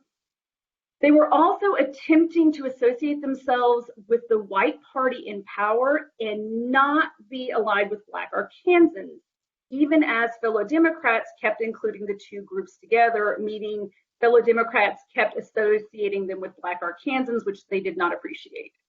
They did not fight against the laws clearly designed to suppress the Black vote, even when it also affected members of their own community.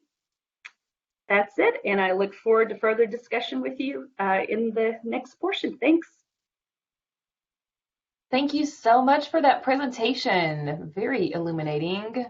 I know I have questions. If you do, then please put them in the Q&A box chat so that we can get to them when we get to that portion of the session. Our last presenter on this panel is Linda C. Jones. Her presentation is called 200 Years of French Immigration and Quapaw Alliance in Arkansas. Jones is an associate professor of language area studies at the University of Arkansas, Fayetteville.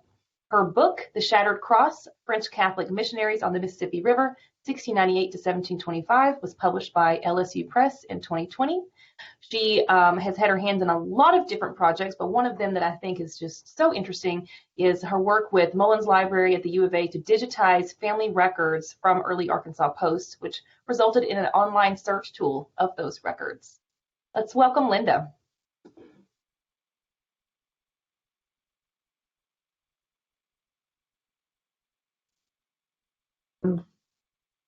Basically, we know, or I assume you know, that the first French at Arkansas Post arrived and stayed in 1686.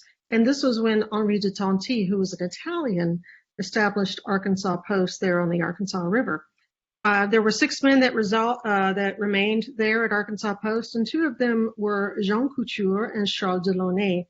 Eventually, Jean Couture became a turncoat, so to speak, and Charles Delaunay stuck around and sort of became an interpreter up and down the Mississippi.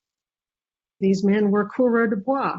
They were hunters and trappers, and they came from the Canadian Quebecois region. I always click the computer.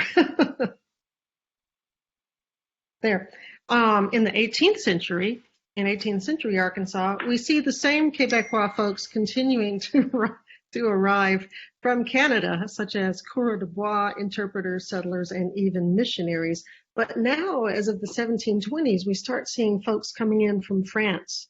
They're arriving via New Orleans. They're coming up the Mississippi, and they're reaching the Arkansas terrain.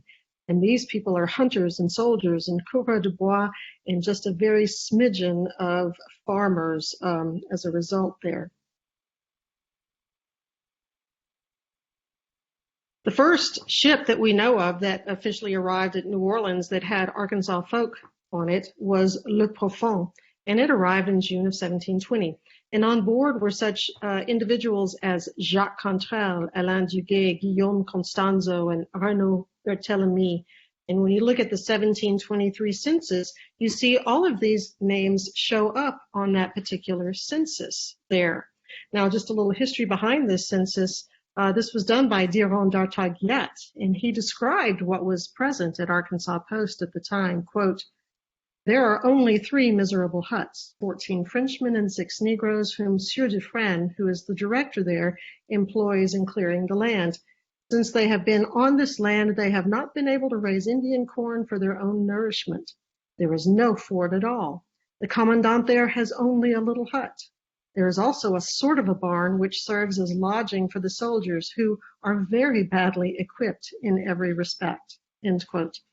Well, this is in 1723, and I'm sad to say that the rest of the 18th century did not get a whole lot better in how one described the French in the Arkansas terrain. For example, when we look at this particular side, 1726, hunting was the norm. Quote, "The people are all poor, and they live only by the hunting of wild animals," end quote. 1766, post inhabitants, quote, "subsist mostly by hunting, and every season send to New Orleans great quantities of bear oil, tallow, salted buffalo meat, and a few skins," end quote. Even 1780, quote, "the families of the hunters are for the most part lazy people of bad breeding," end quote.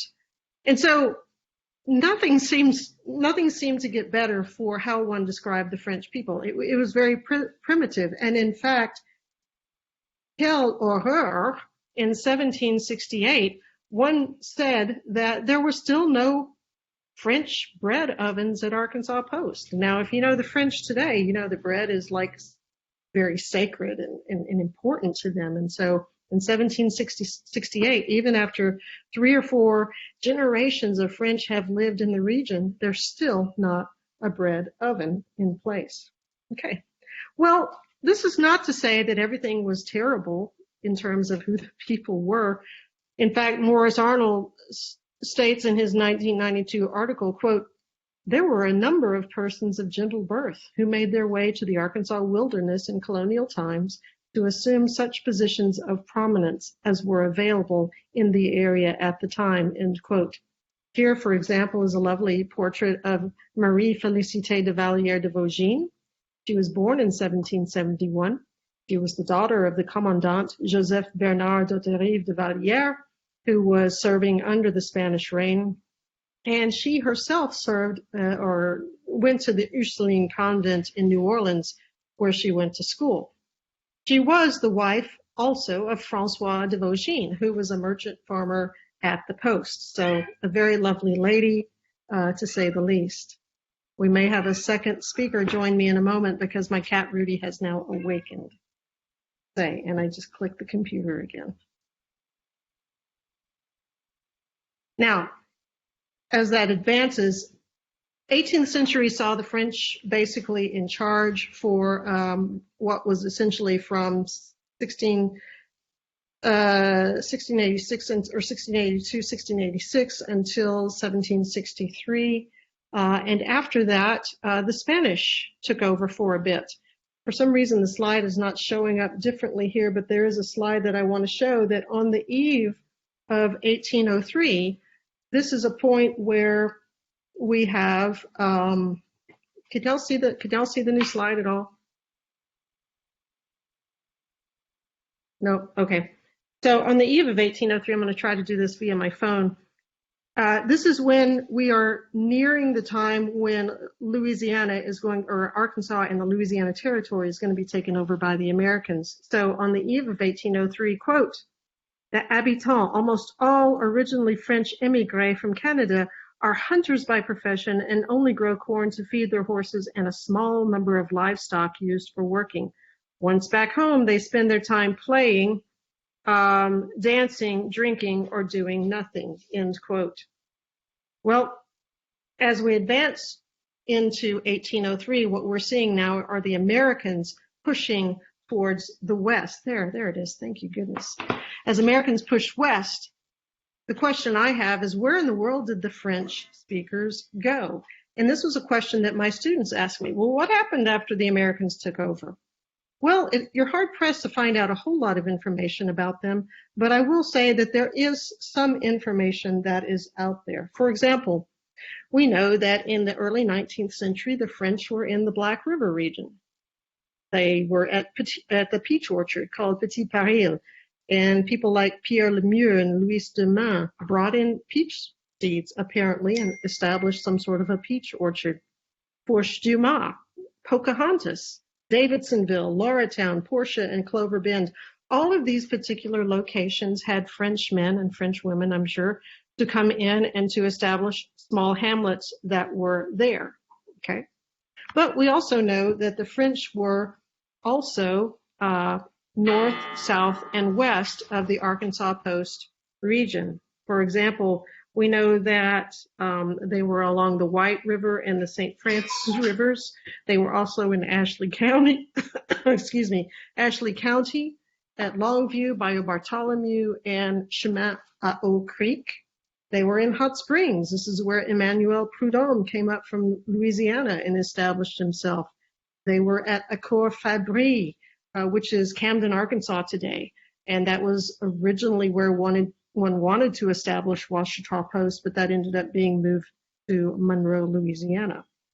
So the question I have is, why?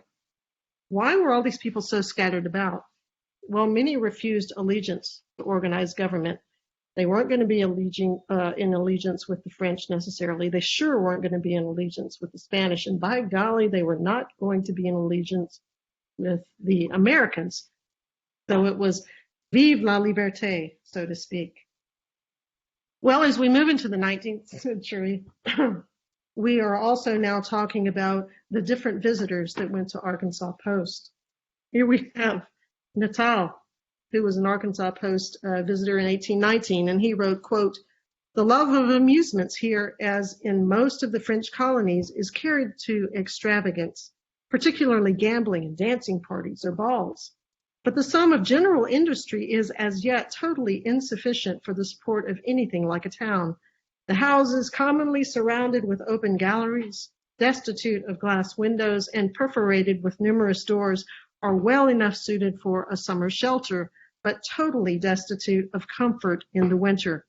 These Canadian descendants, so long nurtured amidst native peoples, have become strangers to civilized comforts and regular industry, end quote. Well, he wasn't the only one who came a-visiting. There was also Washington Irving, who came in the 1830s, and he referred to Arkansas Post as a, quote, Creole village, end quote. Now, he also commented that Frédéric Notre was there, and he served as the, quote, Grand Seigneur du village, end quote. But as Washington Irving left the village, he wrote that he, quote, cast back a wistful eye upon the moss-grown roofs and ancient elms of the village and prayed that the inhabitants might long retain their happy ignorance, their absence of all enterprise and improvement, their respect for the fiddle, and their contempt for the almighty dollar. I fear, however, my prayer is doomed to be of no avail, end quote. Indeed, he's referring to Frédéric Notre, and Frédéric Notre arrived at Arkansas Post in 1810, and with his arrival, things started to change. Now, Notre was born in France in 1780. He participated in the Napoleonic Wars. He loved Napoleon, and so he established a hamlet called Napoleon, Arkansas. He was referred to, as I said earlier, Le Grand Seigneur. He was French, after all. He was, quote, a rich man and an atheist, end quote.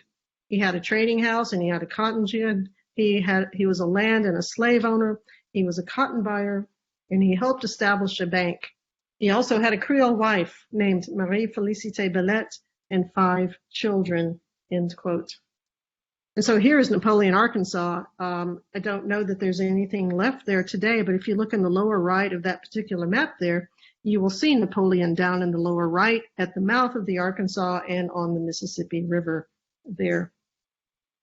Another interesting fellow that came in that changed the landscape of Arkansas, and going back to Frédéric Notre, he brought in industry, he brought in agriculture, he brought in things that disrupted the old Creoles' way of life.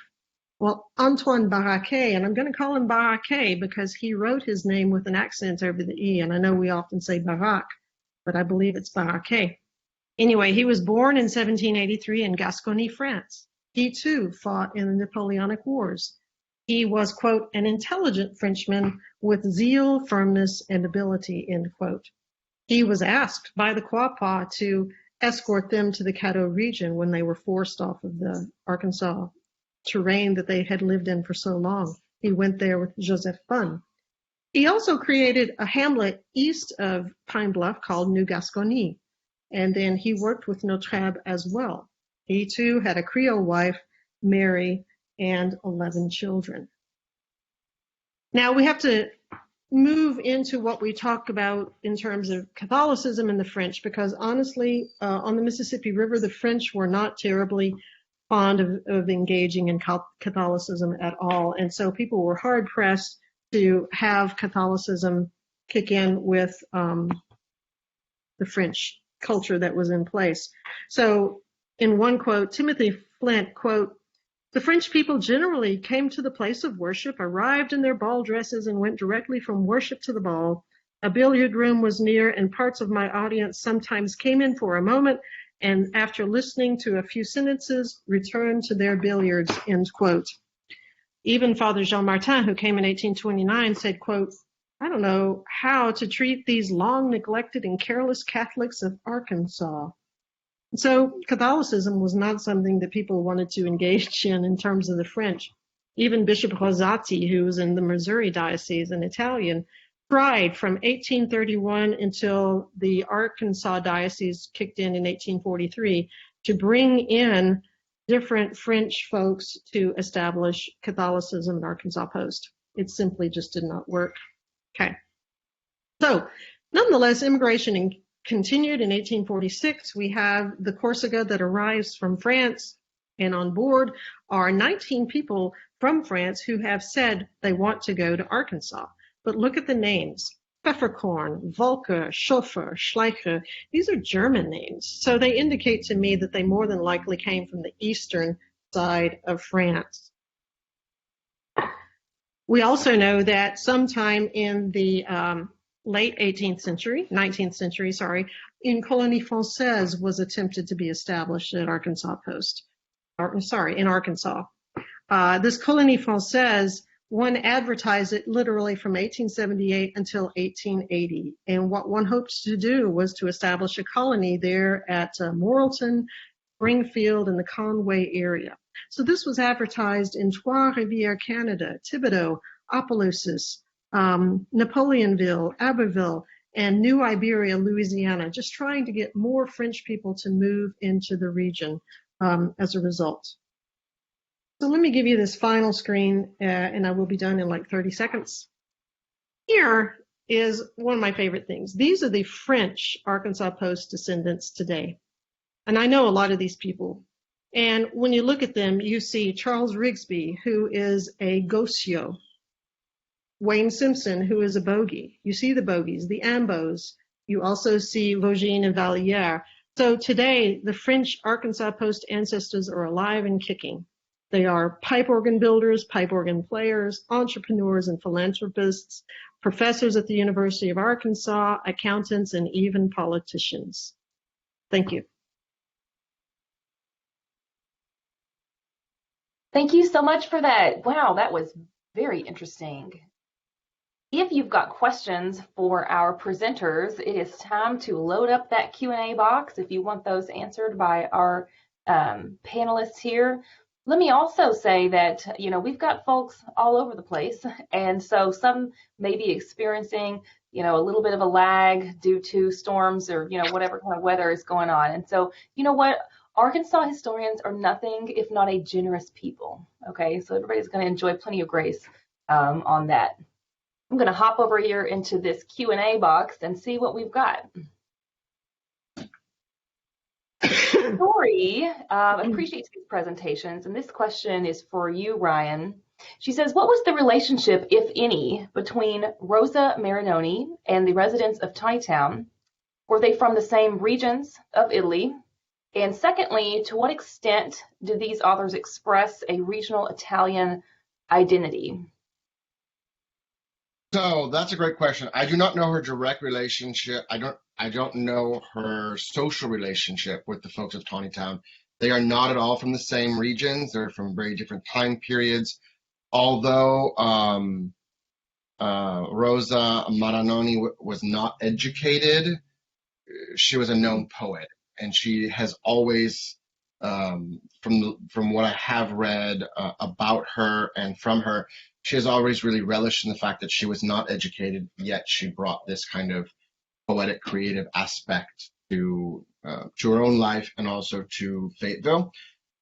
She's from Bologna, whereas the Tawnytown folks are from northern Italy. So Bologna is still considered central, very historic. It's the first university in Western Europe, whereas the other folks are from the hills in Friuli and also the Veneto, so the Venice region. The next question, to what extent do these authors express a regional Italian identity? Right. So from the poetry that I've read of her, she really very much adopted her Ozarkian Arkansas identity. One of her first books, in the title, it talks about Ozark land, right? And we actually have a copy of that in the library. So she definitely took on this identity. She did live in New York for a very brief time. She migrated to New York at 17 and then came out here to be married.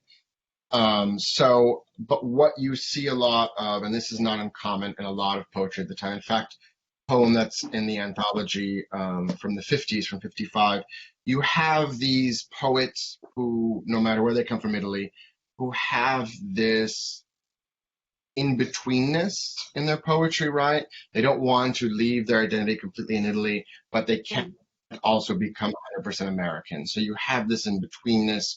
You have this concept of betrayal, right, to their homeland, and can they ever really truly become American? So you have that going back and forth a lot. Thank you. Thank you for responding to that. My next question from our viewers is from Carolyn Yancey, and it's for you, Linda Jones. It says, were there marriages with the French and the Quapaw, as there, I think this means between the French and the Quapaw, as there were between the Choctaw and the French? Yeah, there were. And you know, that's a really heated debate that's happening between Kathleen Duval, Sonia Tuji, who I believe is attending with us, and Morris Arnold. Kathleen's take on that is that no, there really weren't that many French and Quapaw marriages, but the argument is still there that, well, you can't really prove that because we've lost so many of the records. For example, there's Father Carrette, who was one day trying to do the Eucharist at Arkansas Post, and he was doing it in a room that also contained maybe the kitchen and other riffraff there at Arkansas Post. So he's got his altar set, and he's got the chalice there with wine in it and so on, and whoop, comes down a chicken, knocks over the chalice, boom, Eucharist is over. So he takes his book and he leaves. And so there's a period of time when we really don't know what was happening at Arkansas Post in terms of marriages. But yes, there is there's a bit of evidence, yes, that the French and the Quapaw did intermarry. Absolutely. Thank you. And you know what? Speaking of Sonia Tuji, she's got a question via story, okay, for Kathleen. Hi, Sonia. Sonia would like to know if you got any additional information, Kathleen, on the reaction of African Americans to German immigrants. Another excellent question, and hi, Sonia. And probably the best person to answer that would be your colleague, Ken Barnes, because I read about that in Ken's book, but I did not find anything in the ECHO where you really have an interaction of these two groups. There's some tiny indication that German girls also worked in domestic positions, especially in the northeast part of the state. And there are advertisements for boarding houses, for example, and other German American scholars who are looking at other parts of the South, for example, in the Carolinas, have found that there were lots of African American and German interactions in boarding houses. There's also some indication that, so in the antebellum period, that German merchants would sell, for example, to, emancipated persons, but I really haven't found anything along those lines in Arkansas, but I promise you I will keep digging and let you know if I come up with something. Thank you so much for that. I've got another question to pass along. Linda, can you talk more about the French descendants from Arkansas Post? Are there any French communities or larger concentrations of French people in Arkansas today? To my knowledge, there are no sorts of communities in Arkansas today. If there are, I'd love to know about it. When Arkansas Post was kind of the central location of the French for a long, long time, but once Little Rock was made the capital, it sort of seemed like people dispersed into the Netherland. So not to my knowledge. I mean, you can go up into Missouri at Saint-Geneviève or up into Illinois at Kaskaskia, and those were the longer lasting, I think, French communities that existed. But beyond that, no, I don't think so. Thank you. Correct me if I'm wrong, if anybody knows anything different. I'd love to know. Right. Hey, so I had a sense, Ryan, that you had a little bit more to say about radicalism. One thing about this radicalism, not just with our 20th century author, but maybe even among the Northwest Arkansas Tawnytown Italians. Well, I also see the comment of the prejudice against blacks and Sicilians. So that, I think also the radical thought goes back to the concept of the question of the South. We call it la questione meridionale, right? The why the South was kept poor and the North was kept industrial, which also very much mimics what happened in this country.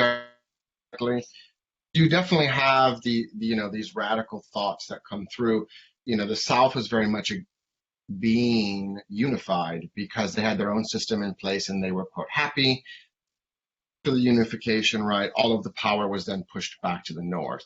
So Italians, even of the South, were used to having to have this kind of radical mentality to, it was also radical in that time to leave, to leave. I mean, many people, died on these, exchanges and things. But, once Italians settled, right, they had one of two options. You could join, why was the 1915, why was Little Italy founded kind of in Arkansas? From the research that I've been able to do, the folks in Chicago were afraid of being connected with the mafia, right, or organized crime, kind of concentrations in, the Midwest, so they went to Arkansas. So that was radical in one way, but if you were not to join that kind of thing, you had to become radicalized in the Union world. And that's what we see happening in the New York population, right, with Little Italy there. And then, Bandini in his own way created kind of enough stir. I mean, he tried, in Shadows Over Sunnyside, you can see that he tries to go through the right channels. He contacts the council, he contacts the embassy, but they're not listening to him. At a certain point, he stirs up enough interest and moves. So thank you so much for elaborating on that for me. What a great panel. Nothing like language professors to show you that you say everything wrong. And I have gotten word that we are going to have a shorter break between this session and our final talk. And they'll correct me if I'm wrong about that. And so I think we're going to have about a minute and a half between now and the next session. So we'll see y'all in just a minute.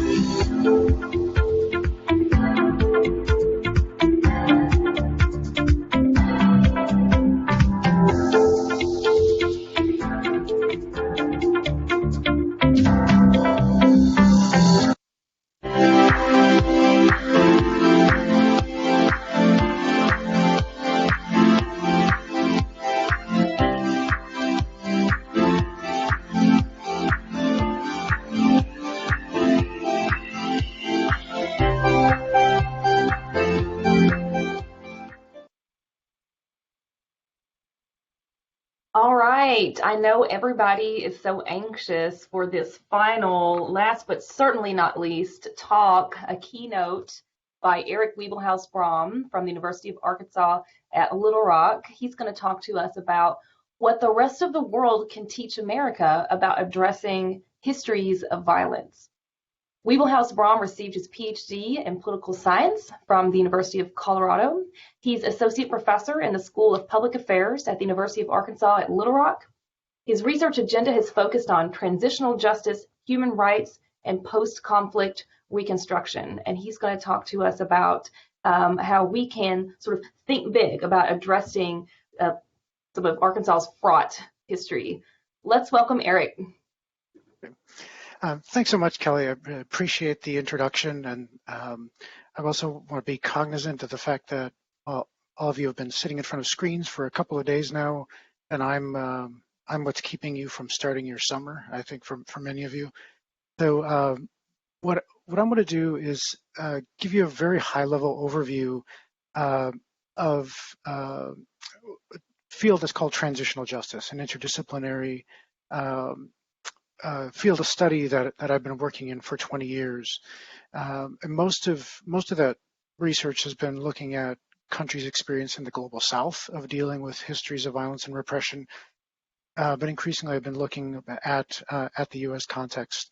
So I'm going to give you just a very broad overview of the field and things at play, offer some general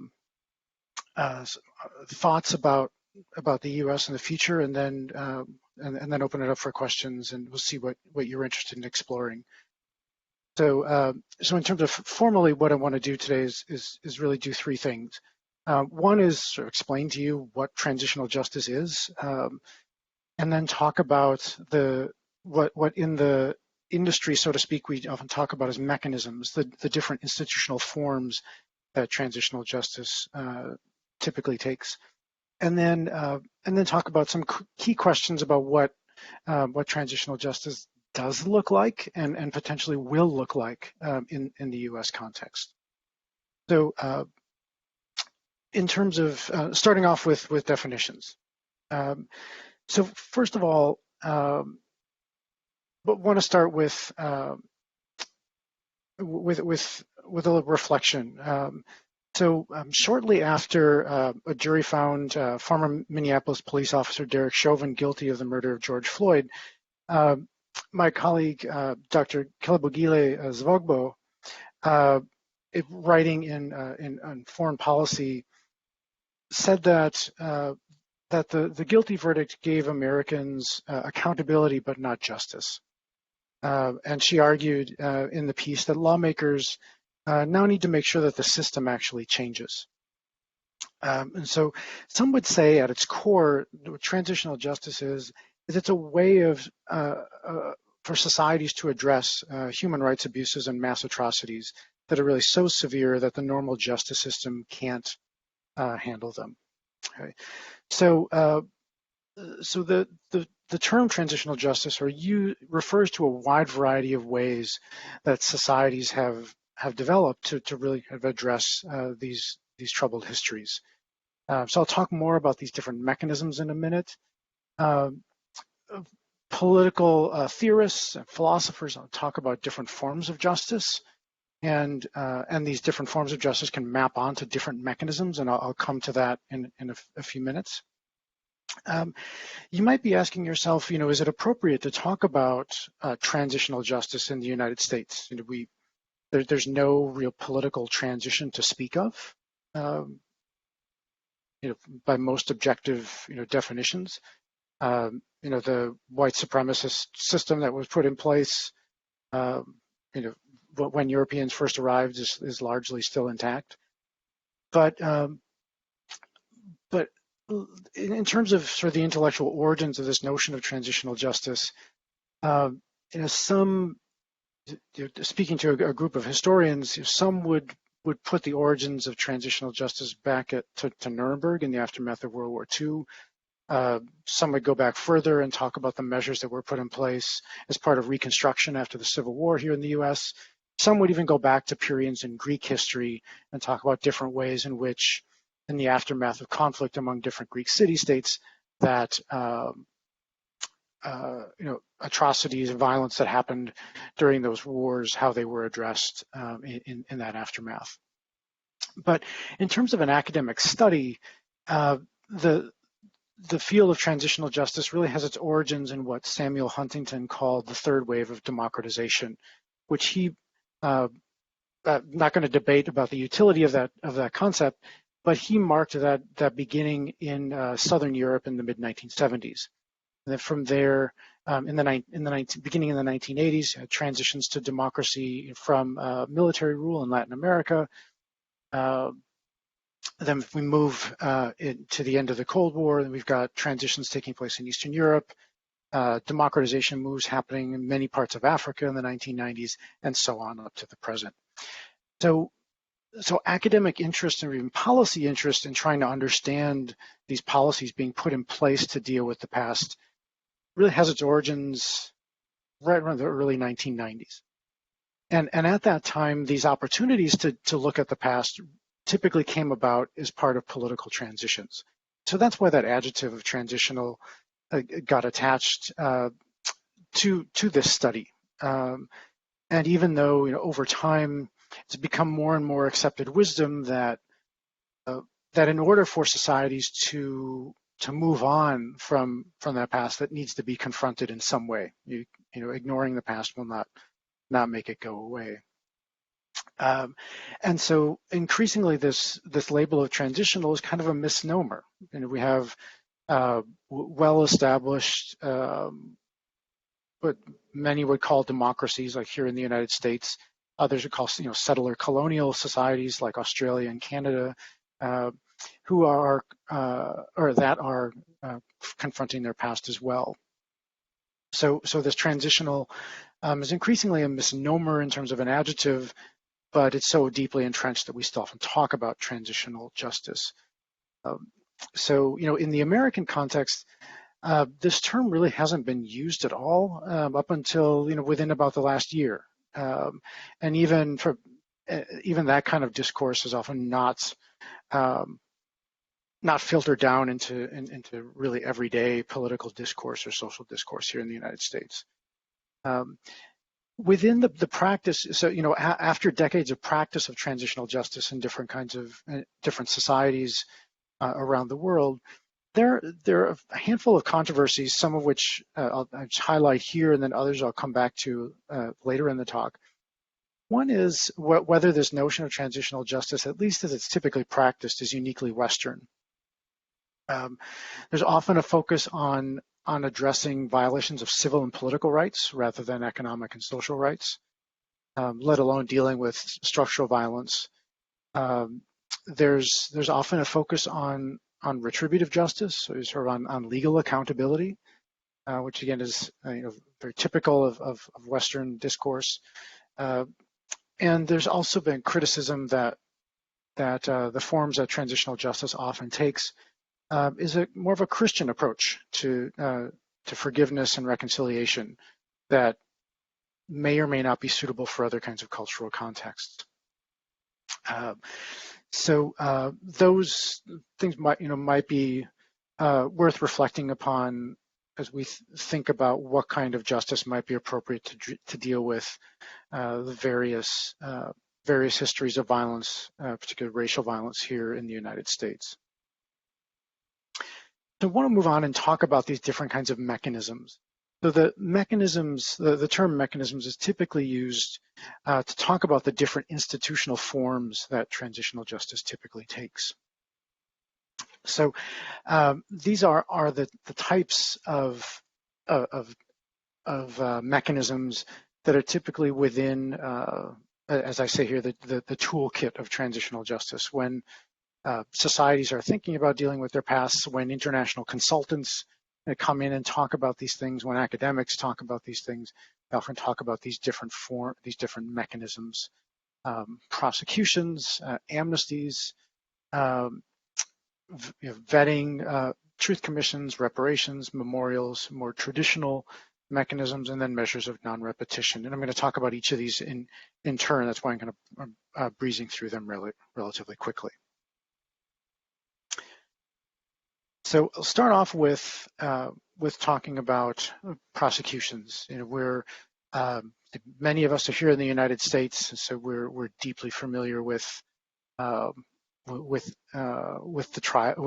courtroom contexts. You know, we're a very legalistic society, and so certainly if we look around the world, one of the ways in which past violence is dealt with is through prosecution. Whether it's through domestic legal processes or in international ones. And those can take forms in some cases where the international community sets up special ad hoc tribunals through the United Nations, for example.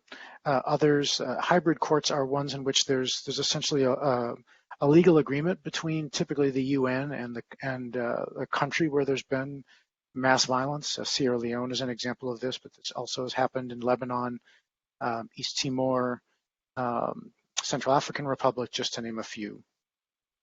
So these are courts that are set up to address unique kind of discrete episodes of violence that are temporally and geographically defined. And then we have, more recently since 2002, the International Criminal Court, which is meant to be a standing body to hold perpetrators accountable for violations, for war crimes, crimes against humanity, genocide, and crimes of mass atrocity. So, in the U.S. context, prosecution is certainly a possibility, right? As we saw with the Chauvin trial, it's all too often does not happen. So that this would be more of a possibility with more contemporary crimes. Certainly becomes problematic when we're talking about more historical wrongs. Next, I'm going to talk about amnesties. Now, for those of you who might be legal scholars, in the transitional justice lingo, we often use amnesties to talk about a variety of measures that that would include actual amnesties, but also might include pardons, exonerations, and such. We often use amnesty as a generic catch-all term for those things. When countries have used amnesties in the past, some of them have been legally put in place. So there's an actual formal amnesty, and others there's just sort of an under-the-table deal that people will not be held accountable for what happened. There's also been variation about who benefits from the amnesties and what, if anything, they have to do in order to gain access or to gain the benefits of them. So amnesties might be focused on people at different levels of the chain of command. They might be focused on just perpetrators of particular crimes. Those amnesties might be put in place at various stages of some kind of a transitional justice process, if you will. So just to give a few quick examples, in Chile, in the late 1970s, the military government, Pinochet's government, put a preemptive amnesty in place that absolved military officials of criminal responsibility for crimes that they have committed. In El Salvador, an amnesty was passed in the aftermath of the Civil War in the early 1990s. The legislature passed an amnesty after the Truth Commission issued its report to try to ensure that no one would be held criminally accountable. In South Africa and Colombia, there were interesting cases in which amnesty was made conditional on perpetrators giving details on what happened and giving testimony about that, and so that those processes were hinged on uncovering more information about the past and were controversial in their own rights. We can talk about more of that if you're interested later. Next, another form of justice is vetting. In the Eastern European context, this was often called lustration. That comes from the Latin word for to purge or really to purify. Sorry. The term purge is often used to describe more overtly political efforts to screen individuals for their past behavior, which is essentially what vetting and lustration are. They've taken a wide variety of forms. The most prominent examples of these have happened in post-Saddam Iraq and in post-communist Eastern Europe, where people were screened for their involvement in Saddam's Ba'ath Party and the government administration, and is in the Eastern European context, kind of the equivalent there. Now, these vetting processes have taken a wide variety of institutional forms, how legalistic they are, whether people are able to present evidence to defend themselves against accusations that they were complicit in past abuses. Different kinds of positions have been made subject to vetting. So whether it's for people for running for public office, if they're running for parliament, for example, or for working in the government bureaucracy. Some countries have had vetting processes for people working in broadcasting and other kinds of sectors. There's also been variation in terms of what those sanctions might be. Whether in some instances that this information has just been made public, that this person was an informer for the Stasi in East Germany, and then if that person was running for parliament, then voters could decide whether they cared or not. In other instances, people have been forbidden from, holding public office for perhaps a period of years, 5, 10 years. There's been variation in different contexts. So, efforts here in the U.S., for example, to provide more screening for police for their past behavior would kind of fall into these kinds of vetting kinds of measures. In the U.S. context, one of the measures that's gotten the most attention are what are called truth commissions. So these are non-judicial bodies that are set up to look at typically a particular period in a country's history, and they're focused on the past. They look at a broad pattern of events. They don't usually look at a particular kind of discrete episode. They collect testimony from people who were witnesses, sometimes perpetrators. They gather evidence, visit sites where mass violence happened. They're temporary, and so they aim to finish their report their work by putting out a final report. And this final report does typically two things. One, it aims to provide more of an authoritative history of the past, but then also puts forward recommendations that are designed to either further address the past or to help prevent these things from happening in the future. So this is something that's been talked about a lot in the U.S., particularly over the past year. The state of Maryland has a truth commission looking at lynching that's been operating for a couple of years now. There's legislation here in Arkansas over the past 2 legislative sessions to try to establish something kind of like that here. If we look at examples, there are lots of examples. A couple of images on the right, you've got a couple of from South Africa. Your lower left, I guess it would be, is Greensboro, which was not an official one. It was a community in Greensboro, North Carolina, that look into an episode of racial violence there that happened in the late 1970s. The upper left is the Canadian Truth and Reconciliation Commission that looked at history of residential schools that took First Nations Canadians and tried to basically remove them from their culture.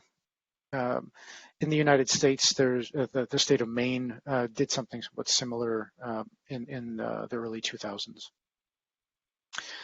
So moving on, reparations has been one that's gotten a lot of attention here in the United States.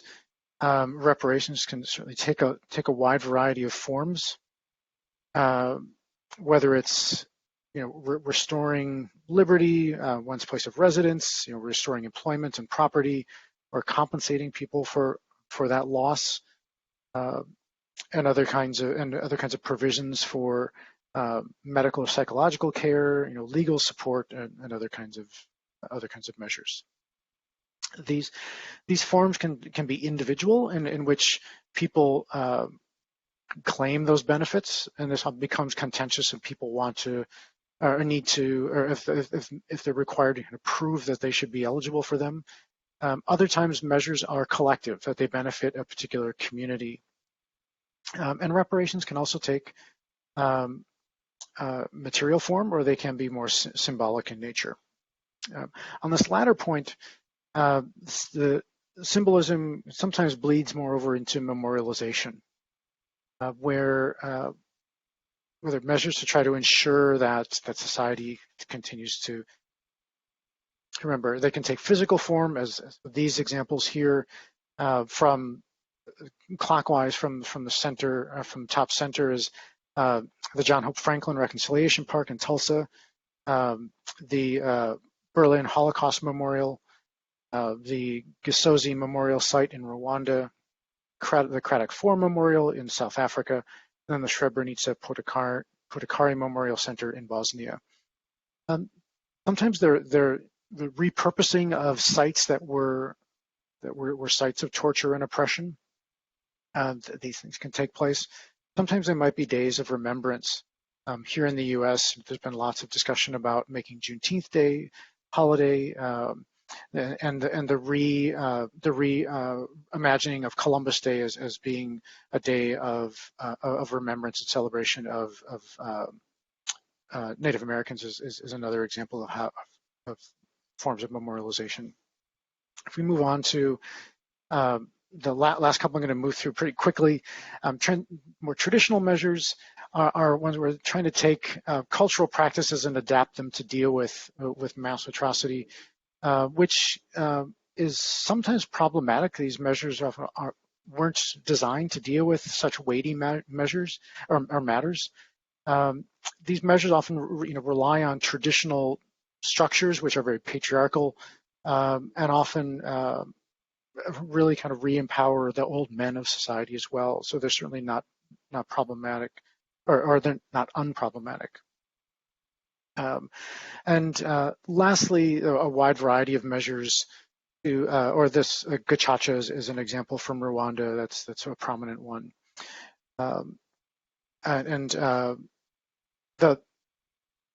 In terms of thinking about what does this mean for the U.S.?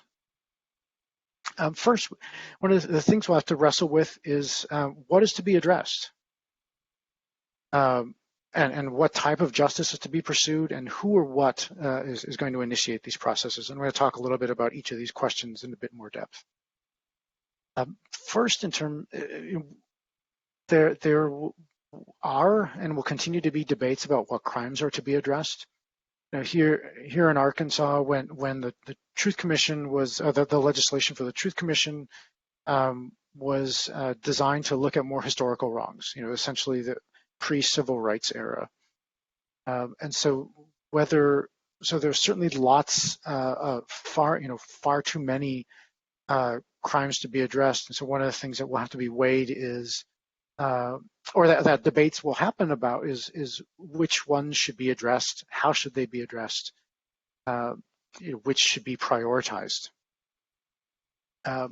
What will be the temporal parameters? And sometimes these are fraught decisions. So in South Africa, for example, the Truth and Reconciliation Commission began its work looking at the Sharpeville massacre that happened in 1961 and went up to the end of apartheid. Even though there are any African historians in the audience, apartheid was formally established in 1948, and certainly racial oppression went back much further than that. But the temporal parameters were defined as such for pragmatic and a mix of pragmatic and political reasons. Another question will be, in terms of how who will benefit from these measures, and that will be in part defined by what crimes are to be addressed. So to take an example from Chile, in the early 1990s, right after the democratic transition, there was a Truth Commission that was put in place, and that to look into the past. But this Truth Commission only looked at the only victims and the only crimes that it was empowered to look at were instances in which the victims died. If people survived torture and political imprisonment, their suffering was not subject to that Truth Commission. And then later, when the government enacted reparations for those victims who were identified by this Truth Commission, only the loved ones of those individuals who had died who were eligible. So how things get defined has implications for who benefits from them in a myriad of ways. In terms of what justice is to be pursued, I've kind of implied this already, but if we take these notions of justice and map them onto the things that we talked about, these retributive measures are more focused on the perpetrator, right, and punishing them in some way, whether it's through vetting them for their jobs or holding them criminally accountable and imprisoning them.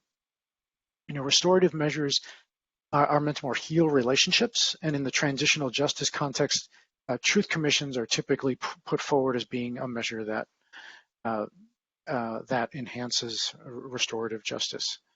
That's controversial. I'll just leave it at that for now. Certainly reparative measures, the different forms of reparation, is another form that justice can take. And more broadly, transformative justice measures that are really meant to more deal with the structural violence and the structural oppression that really gave rise to these acts of violence in the first place, is really what advocates for more transformative justice are on about. This is the much more bigger problem, or problem in the sense that it's more fraught and more likely to come up against resistance. The last things I want to highlight is where the process is being initiated. So, typically these processes are initiated by the state in some way, and in international legal contexts, there are emerging. Well, it's more than emerging. I mean, international law increasingly argues that states have a legal obligation to their citizens to provide things like a right to truth and a right to reparation when their human rights are violated. And so having the state sponsor these different kinds of measures is a way for states to fulfill their international legal obligations. International law is frankly less important in the U.S. context. That kind of comes with being a superpower.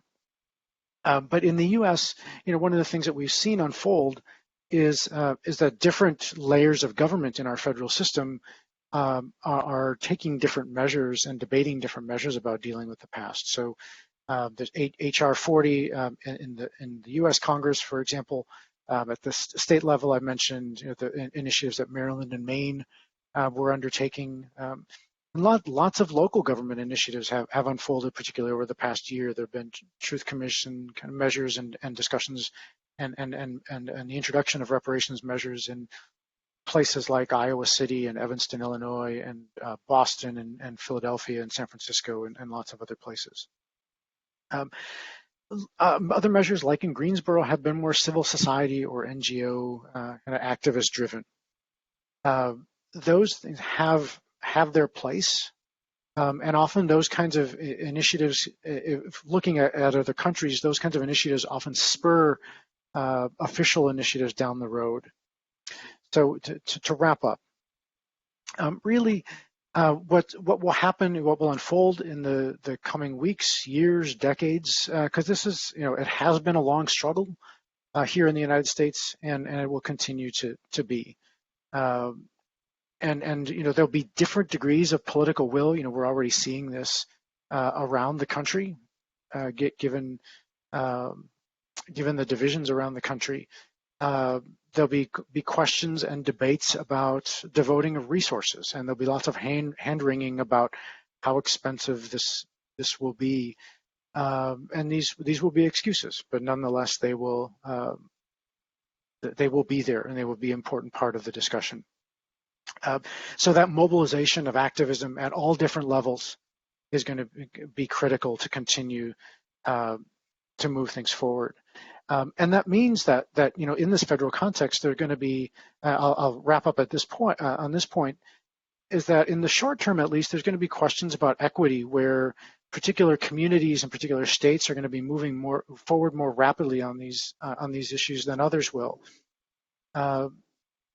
And that will be that will be problematic in many ways. But it would also, I think, really spur that emerging inequity that may happen, that would spur activism and continue to fuel mobilization for the future. And kind of come back to Chile.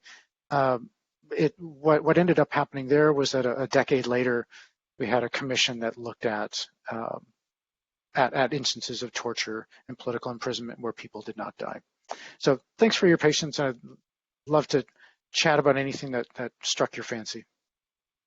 Thank you so much for agreeing to do this keynote for us. When we organized this conference, we really wanted to, hit this theme of commemoration, reconciliation, preservation hard, and it's not always fun for us to, confront some of the more difficult, stuff here. And so we're so pleased that you came to get us thinking about that kind of stuff. So y'all, I know that you're not shy.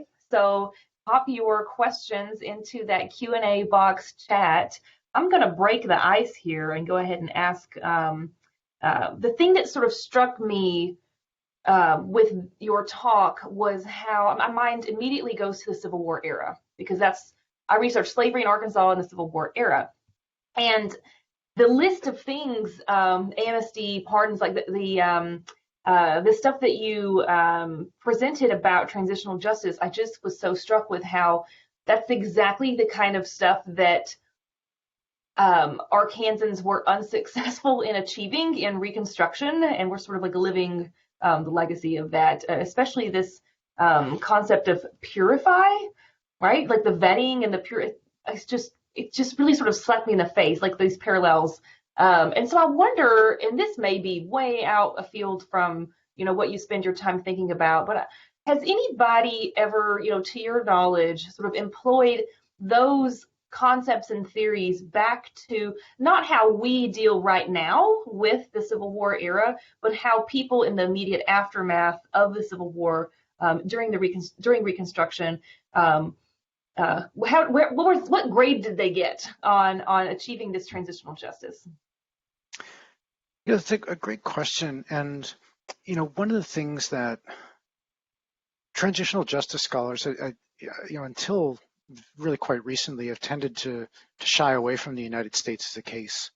And there's not, I'm sure there's some good historical analysis of this that's maybe not making those explicit links to transitional justice, but frankly, the closest example I can give, and I would need to look up, and I can send you the citation later, but there's an edited book that's probably nearly 20 years ago now that has a chapter in there where someone tried to take the transitional justice lens and apply it to the Reconstruction era. And one of the things that you see, and again, I'm not a historian, nor an expert in American politics per se, but what you saw in terms of Reconstruction was that things that do happen in some other places, where there's an opportunity that comes about, where there's a transition, and there are ideas thrown around about what to do about this, what to do about the past. But then, for a variety of reasons, the political power structures change, and that window of opportunity closes. Right. So, clearly that's what happened in the U.S. context. Right. Thank you for responding to that. I've got another question here. Well, it sort of starts out with some context. That NPR aired an interview, I guess just yesterday, with the Virginia Theological School about a reparations program that they started in order to pay descendants of those forced into enslaved labor on that campus. Folks there had suggested, supporters there suggested it was their Christian duty to pay. This question is not really one that you can answer, but I wonder if you could speak to the challenge of this question, right? How do you put a monetary value on such a project? How do people try to put a monetary value? There's really no best practice on this, and especially once we come to more historical wrongs, this, when it comes to forms of reparation, this is what we often come to more collective forms of reparation, where it's not targeted to particular individuals per se, Right. but particular communities that that can be defined in a geographic sense, and in a racial or ethnic or religious sense, whatever is relevant for that context, and that can be a way of coming back or kind of avoiding these problems which some countries have faced, where these reparations processes are set up, but then in order to gain access to them, people have to somehow prove that they were harmed in some way, which, depending on the context, there may not be. If we're talking about historical wrongs, records may not exist to allow someone to Right. prove these things. In more contemporary contexts, there might be,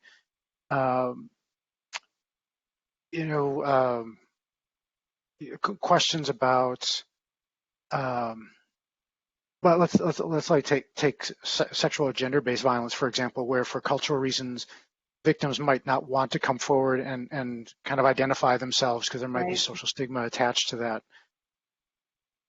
So, yeah, I mean, really, that recent example kind of points to kind of the really exciting, kind of interesting, kind of real patchwork of things that are happening around the U.S. And that countries, or sorry, companies, right, are kind of increasingly confronting their, Right. or activists are forcing them to confront their how they contributed to slavery and how they benefited from slavery. And universities are kind of Right. coming to grips with this as well. So and it's very much a patchwork. But I think in the long run, I think these efforts, I think, will continue to build momentum. It doesn't. I think it's unlikely to satisfy people. Exactly. And so I think it'll keep the ball rolling. I've got another one here for you. Do you see greater resistance to acknowledging the past among countries that have more tentative associations with atrocities? So the example here is Sweden. Very briefly held a colony with enslaved people in the Caribbean, and so they've opposed any official acknowledgement of that.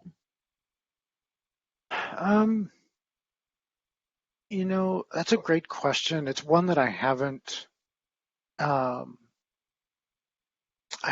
looked at in a great deal in my own research. There's certainly been, if we look at the news, that also, just in the past week or so, Germany reached a deal with Namibia about some kind of reparations for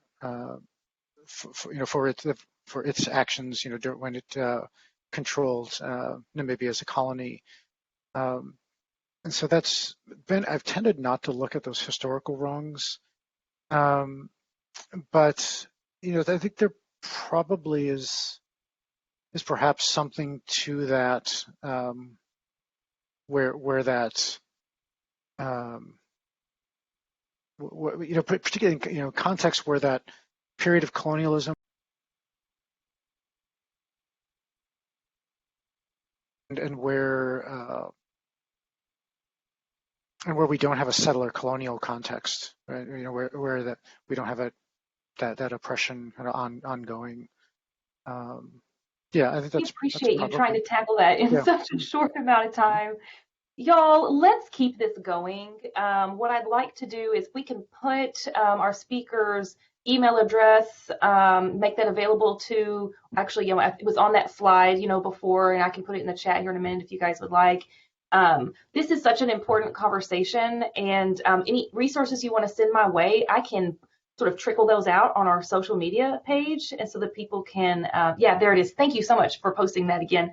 I can trickle some of those resources out onto our Facebook page so that people can dig into some of what's been happening lately. Everybody, please turn to the very back page of your conference program and take a look at all of the folks who we have to thank for the success of this conference. It has been my pleasure to be chair of the conference committee this year. I am not the hero of the committee, but I am the chair of the committee. And so we had an excellent committee this year. This was very new format for us. I am so looking forward to seeing everyone's faces in an in-person conference. In the meantime, please, if you have not subscribed to the Arkansas Historical Quarterly, shame on you. Let's do it. Renew that membership, okay? Watch for us on social media. Thanks, everyone, so much, and we will see you next time.